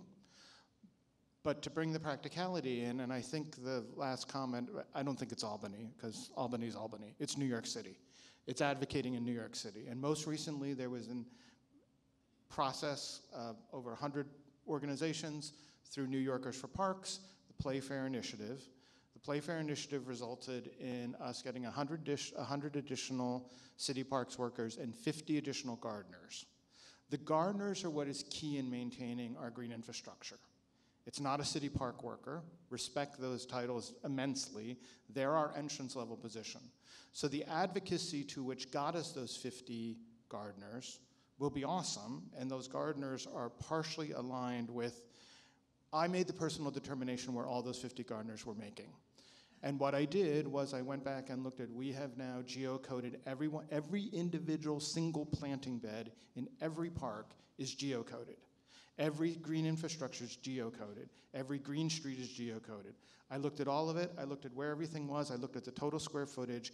And I assigned gardeners to boroughs based upon the total number of green streets, green infrastructure, and gardens. So, but here's the bottom line of advocacy. Those positions were given to us, but they were not what is called baselined in our budget, which means we were given 1 year of funding for those positions, and those positions disappear next June 30th. So unless everyone gets with the Playfair Coalition and advocates for those positions to be baselined, we just finished hiring them this week, middle of October, because the money became available July 1st. We just finished hiring them. They will disappear next June 30th unless there's the advocacy you're all talking about to sustain the positions that do the work. That's great. And because it's just a matter of weeding for a couple years. You know, you plant a new, initially. Come on, Nancy, you No, know no, better than that. no, It's but not when- just weeding for a couple of years. No, we Please. installed in East New York, and I heard so many times there's only one gardener for this whole division. And he's great, but he's like, if we could just establish some of those native plants. So anyway, We need the additional staff to maintain the green infrastructure we have. I know it's just not just weeding, but sometimes in the beginning, that's what you need, somebody who knows the difference between a native plant and a weed. So, but thank you. It's good to know.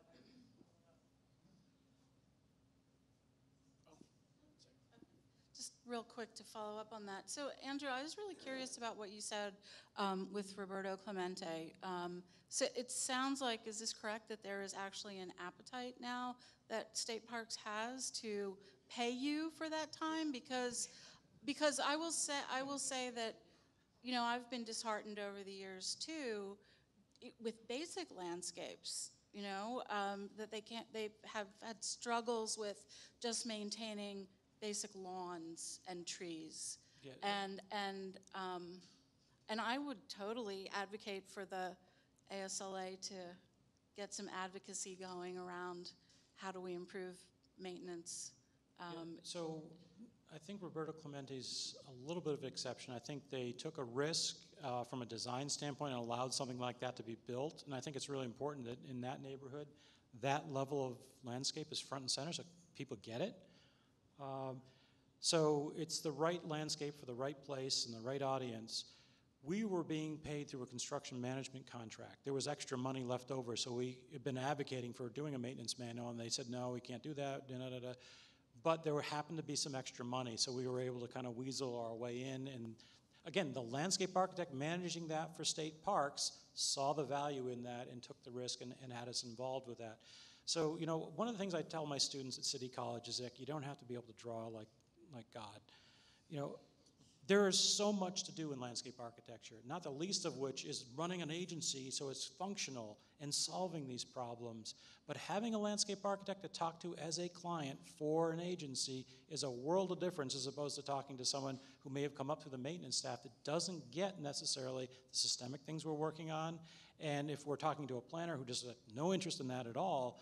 So what I'm always trying to find is, can we get and can we seed for the next generation landscape architects in the right place, making the right decisions, supporting what you guys want to do as designers, what we need as a society.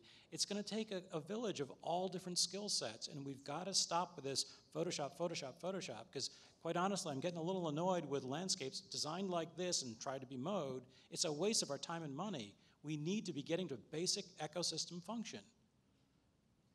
You know, Andrew, one other thing too, and it's probably the most frustrating thing about the public sector, is that they have the opportunity to do incredible things and really be leaders, and yet government in general is risk adverse. Because you do something and it doesn't quite work out, and all you do is get pounded in the post or God only knows where on, you know.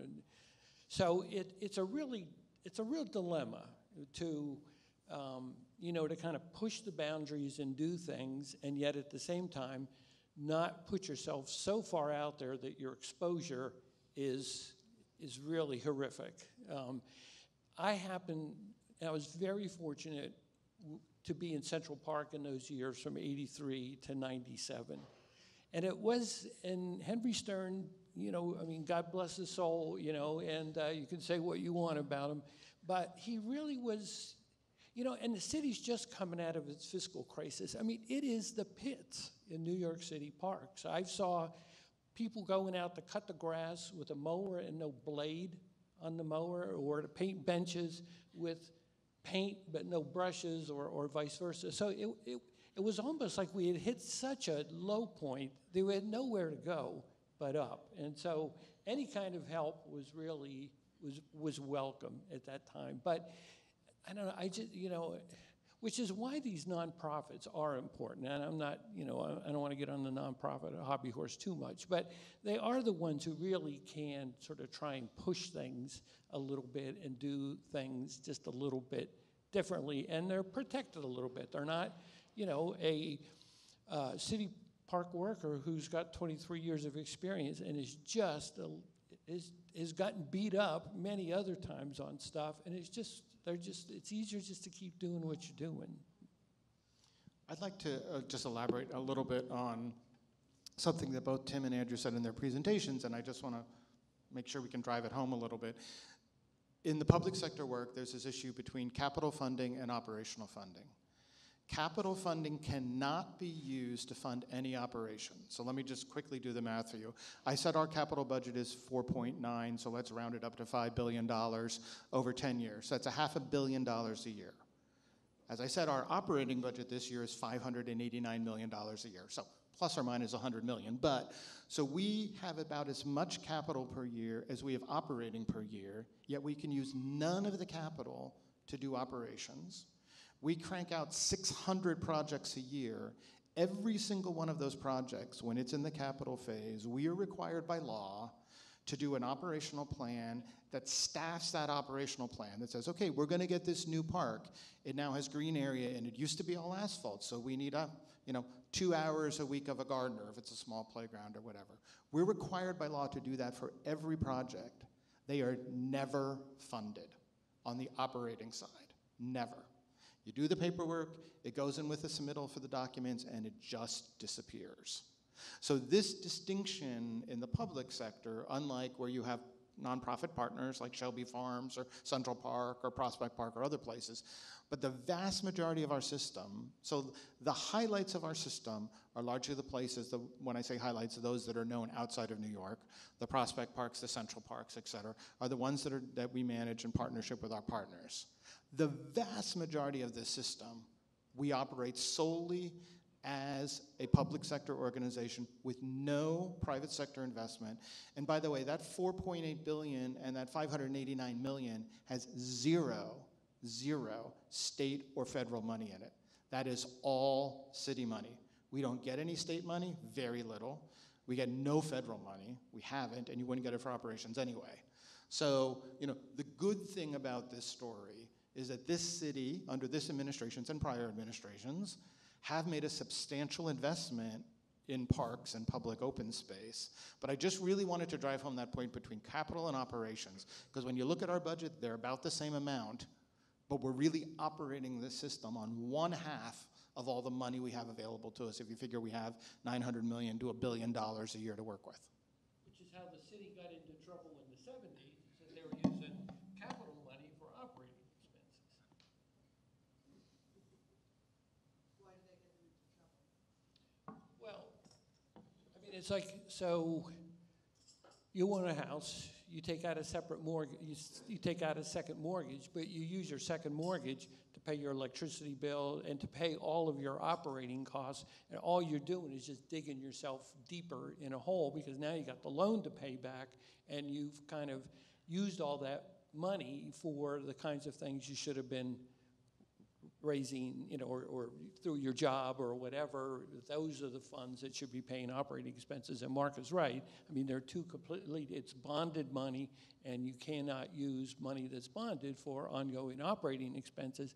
And even, I mean, we have extended maintenance period, maintenance terms and stuff. I mean, the city doesn't even really want to spend money on that, because the perception is you're using capital money for ongoing operating costs. I just want to say, this has been a fabulous panel and lectures or speeches. I think this show should go on the road, and I think you you need to be talking to the AIA and every architect who landscape architects work with. You need to be talking to the developers. You need to be talking to the public-private partnerships, and make your case so that they understand what we're trying to also tell them. I think it's just a fantastic program today. Thank you.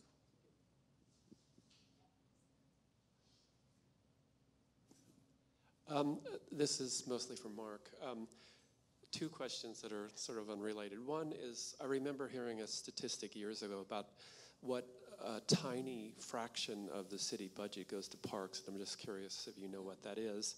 And secondly, is your lessons learned document with Nancy, is that available to the consultants? Can we see that somehow, or share in that knowledge?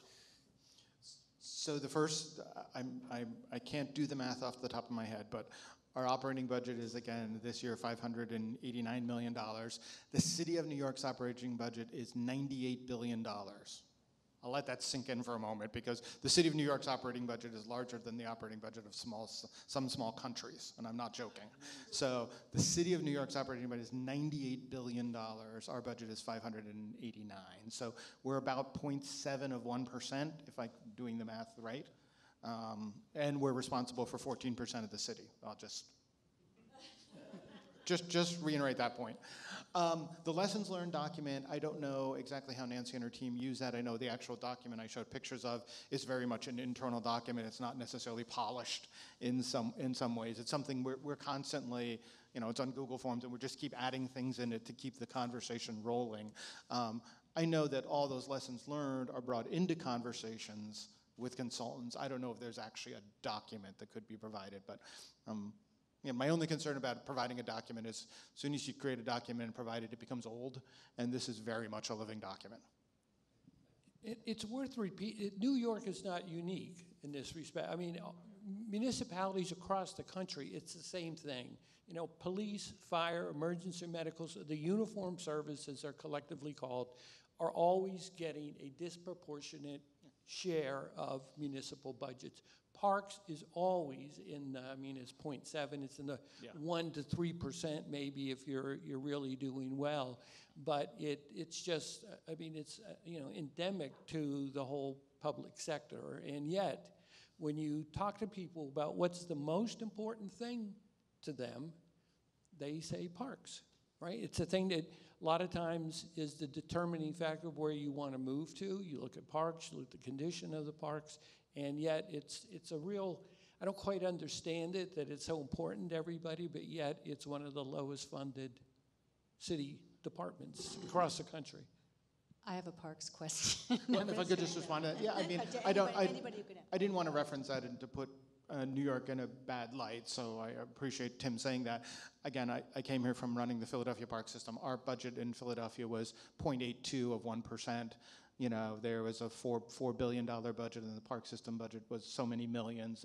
So, I mean, the standard for urban park systems in particular is plus or minus 1% of a municipal operating budget. That's not unusual. So we're not unusual at all.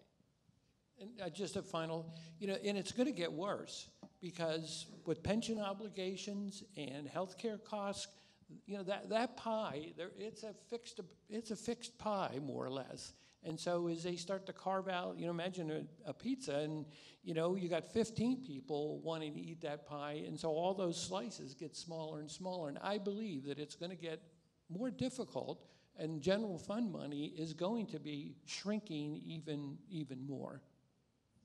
I just wanted to ask if you have looked at or have a way of communicating with your counterparts in France or England, like how as a percentage of do you ever look at their budgets, and where in areas, in countries where culturally parks are so valued and the maintenance seems to be, you know, quite intense? So there's an organization, you may or may not be aware of it, a national organization called the City Parks Alliance, CPA, based in Washington, D.C. Every 2 years they hold a conference called Growing and Greener. So CPA is this advocacy organization specifically for urban park systems. So it's urban park systems. And they just had their Growing and Greener conference in Denver back in July.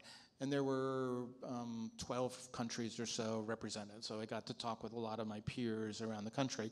And it's very, very different to draw comparisons because just take most European countries. Most European public park systems are supported by their federal governments, their legislatures. They draw actually very little support at a local level. The American system is completely different than you find in most other parts of the world. So it's really difficult to draw that analogy because, of course, actually, if you actually looked at that, probably the amount of money that the French government gives to run the Paris park system is, you know, 0.00000% of the national budget. It would be like figuring out what's parks budget as a component of the national, you know, our whatever $1 trillion national budget we have, you know. So. And it's interesting because a lot of people that run public park systems around the world still really look to the United States as being a leader in this work. So just a short anecdote on Paris parks. When we were working on the High Line, they flew a bunch of us over to Paris to look at the Promenade Plantée, right, which is the whole kind of model for the High Line and stuff. So we met with the guy who's the head of all the parks in Paris, and he's talking to us and stuff. And then he says, oh yeah, I forget how many hectares of parks there are in Paris and stuff, but he said, yeah, I have 835 workers or something like that to take care of all this stuff. And it was like, oh my God, really? And I was thinking of New York and stuff. Well, they get 43 days vacation. You know, they get 28 days of sick day. They're never there. They're always off on vacation. So it takes that kind of an army just to kind of do the regular work. So it's a really different system, to Mark's point. Yeah, we were actually just engaged by a city out on the West Coast to actually do a gap analysis between the maintenance that their city residents see versus what they want. And we've been basically tasked with, tell us how much more we need to raise our taxes to maintain the parks to the level we want. I think this is beginning to sink into the public, and again, that's part of this really, really intensive ground movement we need. Maybe we can get ASLA to do something to help. So I think it's important that we look at where the opportunities are right now. People are scared to death about sea level rise. We ought to go with that. Because we can't afford to build a wall around the United States, but we can afford to build green infrastructure to manage some of that. And why would we be spending all that money without a maintenance plan? I think those projects are the projects that are going to lead to the change of the baseline mentality of all of our politics. That if we're going to spend money to protect landscape assets, we're going to have to spend money on maintenance. And rather than trying to fix something that's otherwise broken, maybe we got to see these new projects as a model to let us migrate that thinking back to the broken things. And what I've experienced on the Big U project is the first time getting every city agency to glare at each other around a table has been eye-opening for all the other agencies. You know, they're learning from each other, and we have to go through this painful process. It's like doing therapy, but that's what we need. And we can do it around the idea of the project. And that project is totally different than anything New York has ever done before. So let's find the projects to put our energy into that speak to the larger issues and then figure out how to migrate that back, rather than trying to change something that just doesn't have the political clout to go with it right now. Thanks. I just want to go back to his question very quickly about the lessons learned document, because it was something I was thinking about as well. I mean, for smaller firms and for projects that don't have the budget for, or the time for creating a manual and hiring one of you guys to do so, is there a starter document that we can look at and try to get to clients and modify per project as on a needed basis?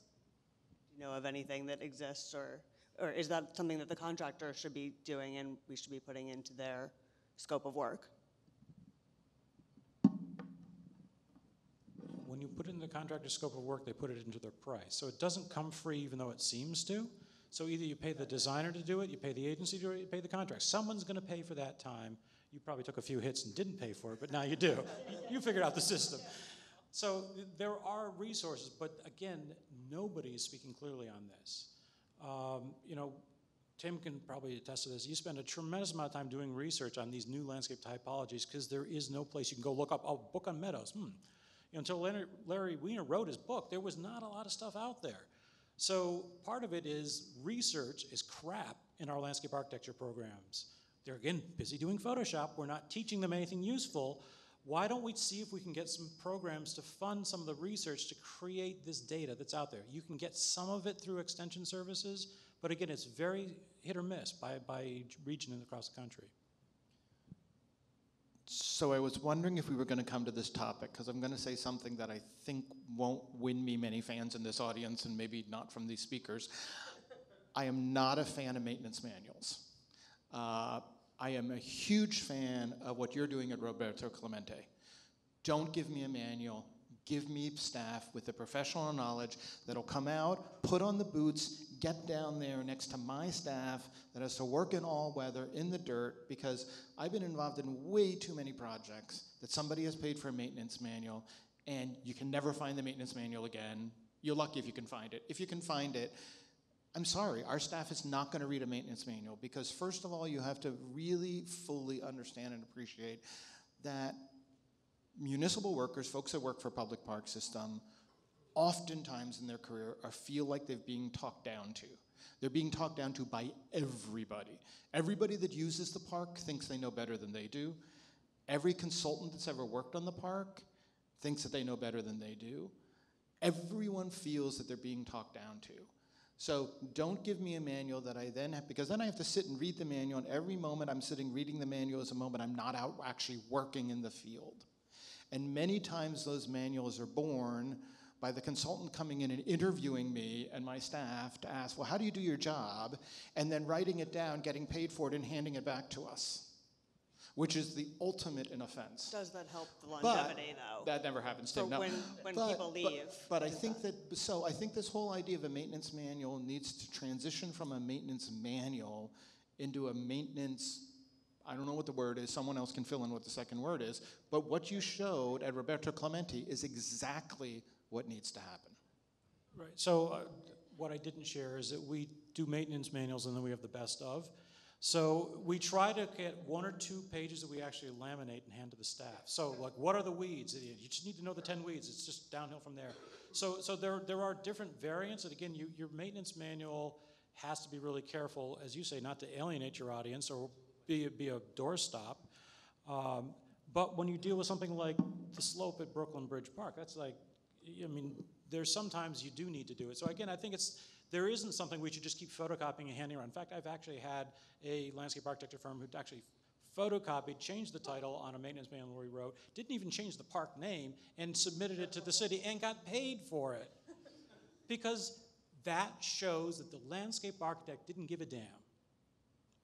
So I think it comes back to you got to really care and you got to really communicate and you got to roll up your sleeves. And is it 1 page? Is it 50 pages? You're going to have to make that decision. But if we're looking for something canned we can just download off the internet, we are still missing the mark.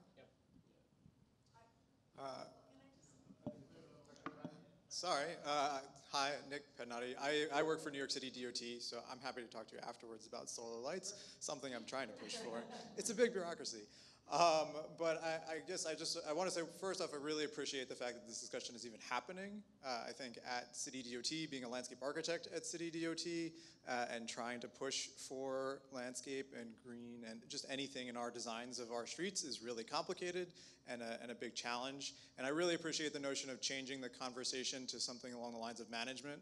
I think that's a really important piece. And I guess my question is, are there examples in other cities or in experiences that you've had how that conversation has started to shift in the political arena? Like, how do we get our local electeds to do a ribbon cutting for the fact that a landscape has survived for 5 years, right? Just something along those lines.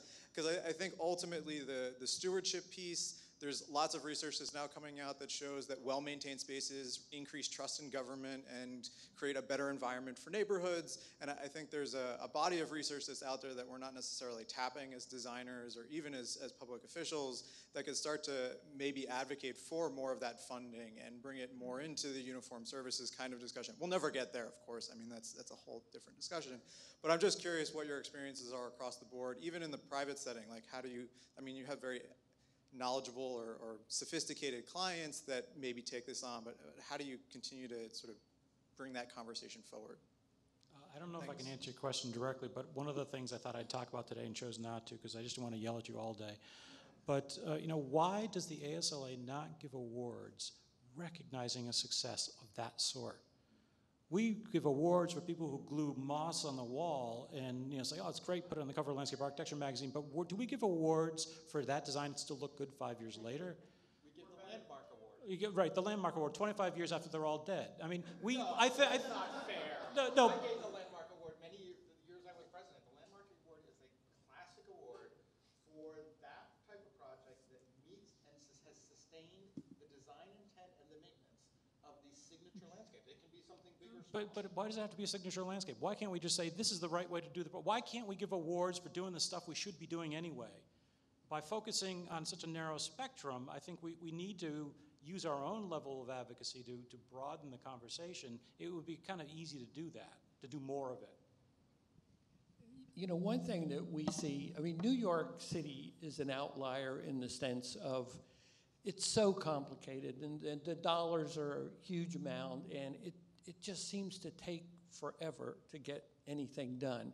You go to some, I mean, even Houston, it's the 4th largest city in the United States, but I've really been, so Discovery Green, 5 years from the time it was initially, conceived to the designs getting done, the thing being bid out, and into construction.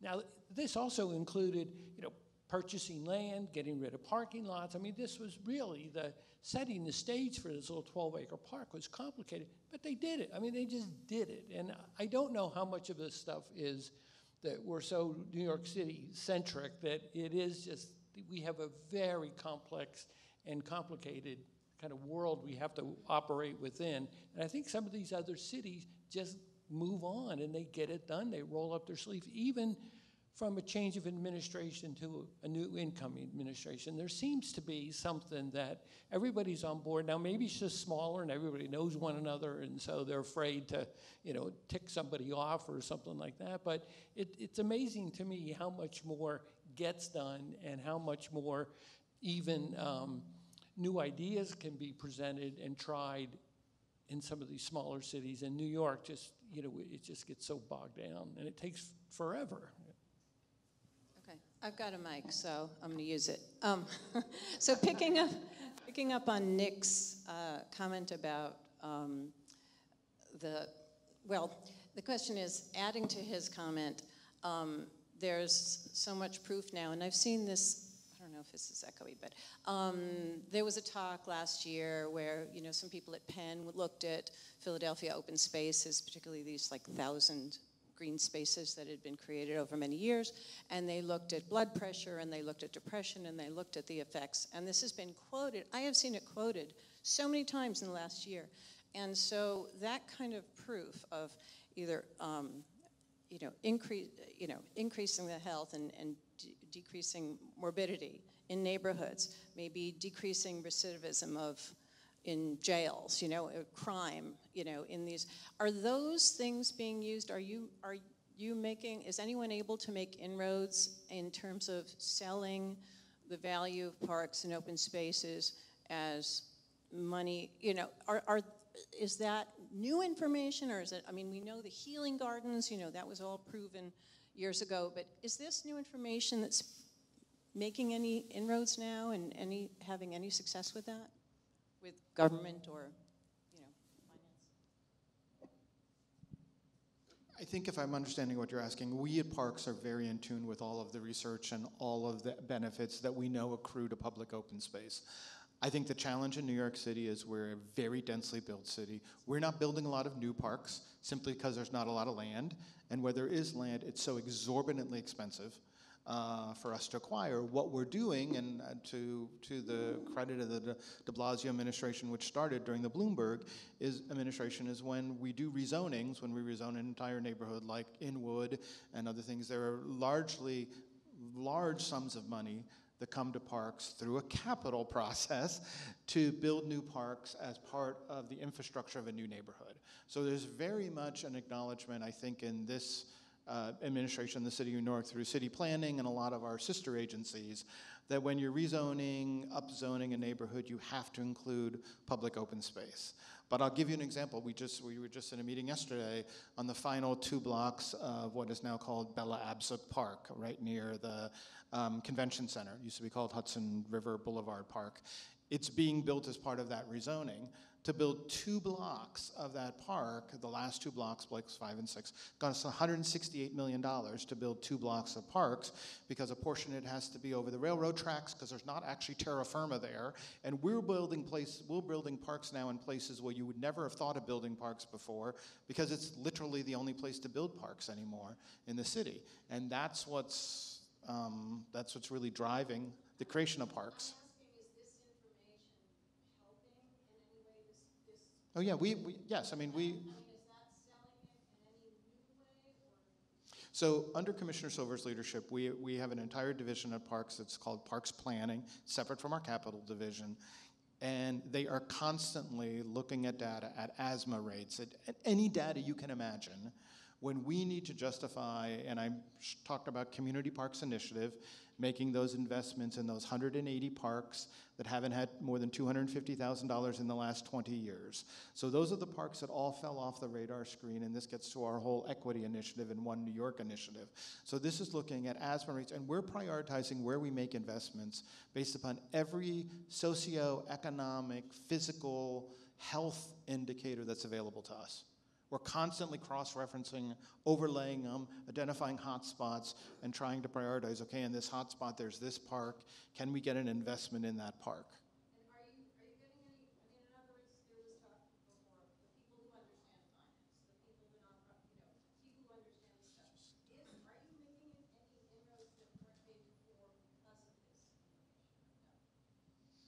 Well, I think, yeah, I mean, we got $318 million from Mayor de Blasio to make investments in these hotspots that were identified through this elaborative process. We got $150 million for anchor parks. We got $50 million for Parks Without Borders. I mean, we got over close to $600 million from the de Blasio administration, the beginning of the administration, to make investments in places that were not historically invested in for the last 20 years. And actually, we're seeing it a lot of second and third tier cities. They're competing with one another for millennials and retiring baby boomers. And that's really what's driving a lot of the public space improvements in Oklahoma City or some of the smaller cities, is that they want that population. They pay taxes.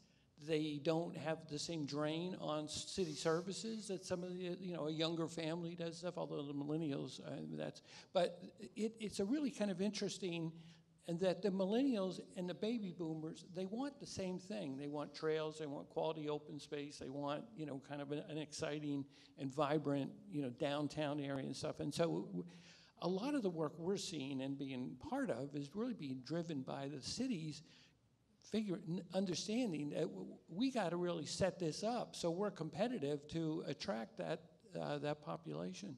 Yeah, the city that just hired us to do that gap analysis, they're currently 40,000. They're expecting in the next 7 years to be up to 68,000. That's why they're spending that money, because their community is saying, we can fuel growth and we can fuel our tax base if we're smart about investing in real estate. So again, not thinking about this as design or parks. This is real estate investment in providing the tools for folks to make the right decisions, which is why you have to speak sometimes finance, sometimes you speak ecology, sometimes you speak design, sometimes you speak quality of life, sometimes you speak public health. We have to be fluent in all those languages. I just wanted to add a comment to the question about the open space. The School Construction Authority, I don't know how many years ago, but one of the things they did is any community that didn't have a park within a 10-minute walk, they incorporated open space within the refurbishment of the different schools strategically placed around the city. So that was in direct response to the importance placed on open space. Yeah, and we're part of the 10-minute walk campaign. It's a national campaign. We're very much a part of it. I mean, currently New York, we're at, I think it's 87.2% of all of our residents live within 10-minute walk of what is generally considered a publicly maintained open space, which the vast majority of them are ours. A few of them are the School Construction Authority, where we have what are called JOPs, or joint operated playgrounds. That last 12% to get us to 100% is going to be really tough, because neighborhoods that who would have thought would be residential neighborhoods like, Hudson Yards, now of course they have the High Line, but the number of people that are now living in the core of Midtown, like around Times Square, they don't have a lot of access to public open space, nor will they. So will we ever get to someone, I have a friend who rents an apartment literally on Times Square. Will they ever be within a 10-minute walk of public open space? I kind of doubt it. Unless you count Duffy Square, which is in the middle of Times Square, which is technically ours, but you would never know it. I think we have time for one more quick question. It's about the capital versus maintenance. And by the way, I do think the Community Parks Initiative is fantastic, and so are the anchor parks. But when they get built, it's the maintenance question. So is there any way, we have our different milestones, and we have 15% for construction services, which I don't think is a lot, but because we want to be there all the time, the designers. But without taking away from the other milestones in the capital phasing, is there any way to have like the 12-month post-construction paid for under this bonding thing, like the Roberto Clemente example, where we could come out and afterwards, could that be wrapped into the design services and the capital? Does it have to be called maintenance? Can it be like an extended design services? Because I think that would be, I agree about the maintenance manuals because we've done them and they haven't really made a difference sometimes. So I think that on-site, rough and ready in the field, and that's a not just one time, it's over a period of time, and you're building a constituency of gardeners who care and understand. So it's part of like education. So I don't know, I don't know how that works in the bonding versus maintenance. Maybe. So I think that would require a change in state law when you do talk about Albany, because that kind of work that you're talking about, Nancy and Andrew said, for Roberto Clemente cannot be paid for with capital dollars. So when the project is done and we take the project back from the general contractor, the contractor, the project is done, it's the end of the capital expense. We can't spend capital dollars after a project is done, approved, accepted, and turned back over to us. So because that capital, at a minimum in New York, has to have a lifespan of 5 years, et cetera, et cetera, et cetera. So something that you're talking about would require a change in law, I guess, probably at the state level, or a compendium, now here I'm gonna get radical, a compendium operational budget that pairs with the capital budget, that when a project comes out of capital, there's an operating budget expense that can pair for the education, the training, however you want to determine it. But given the current structures we have, we couldn't do that today. Yeah, I think that just concludes this portion, so thank you all. This was wonderful, and I hope you'll all stick around for happy hour if anyone has more questions, and yeah, I think that's it.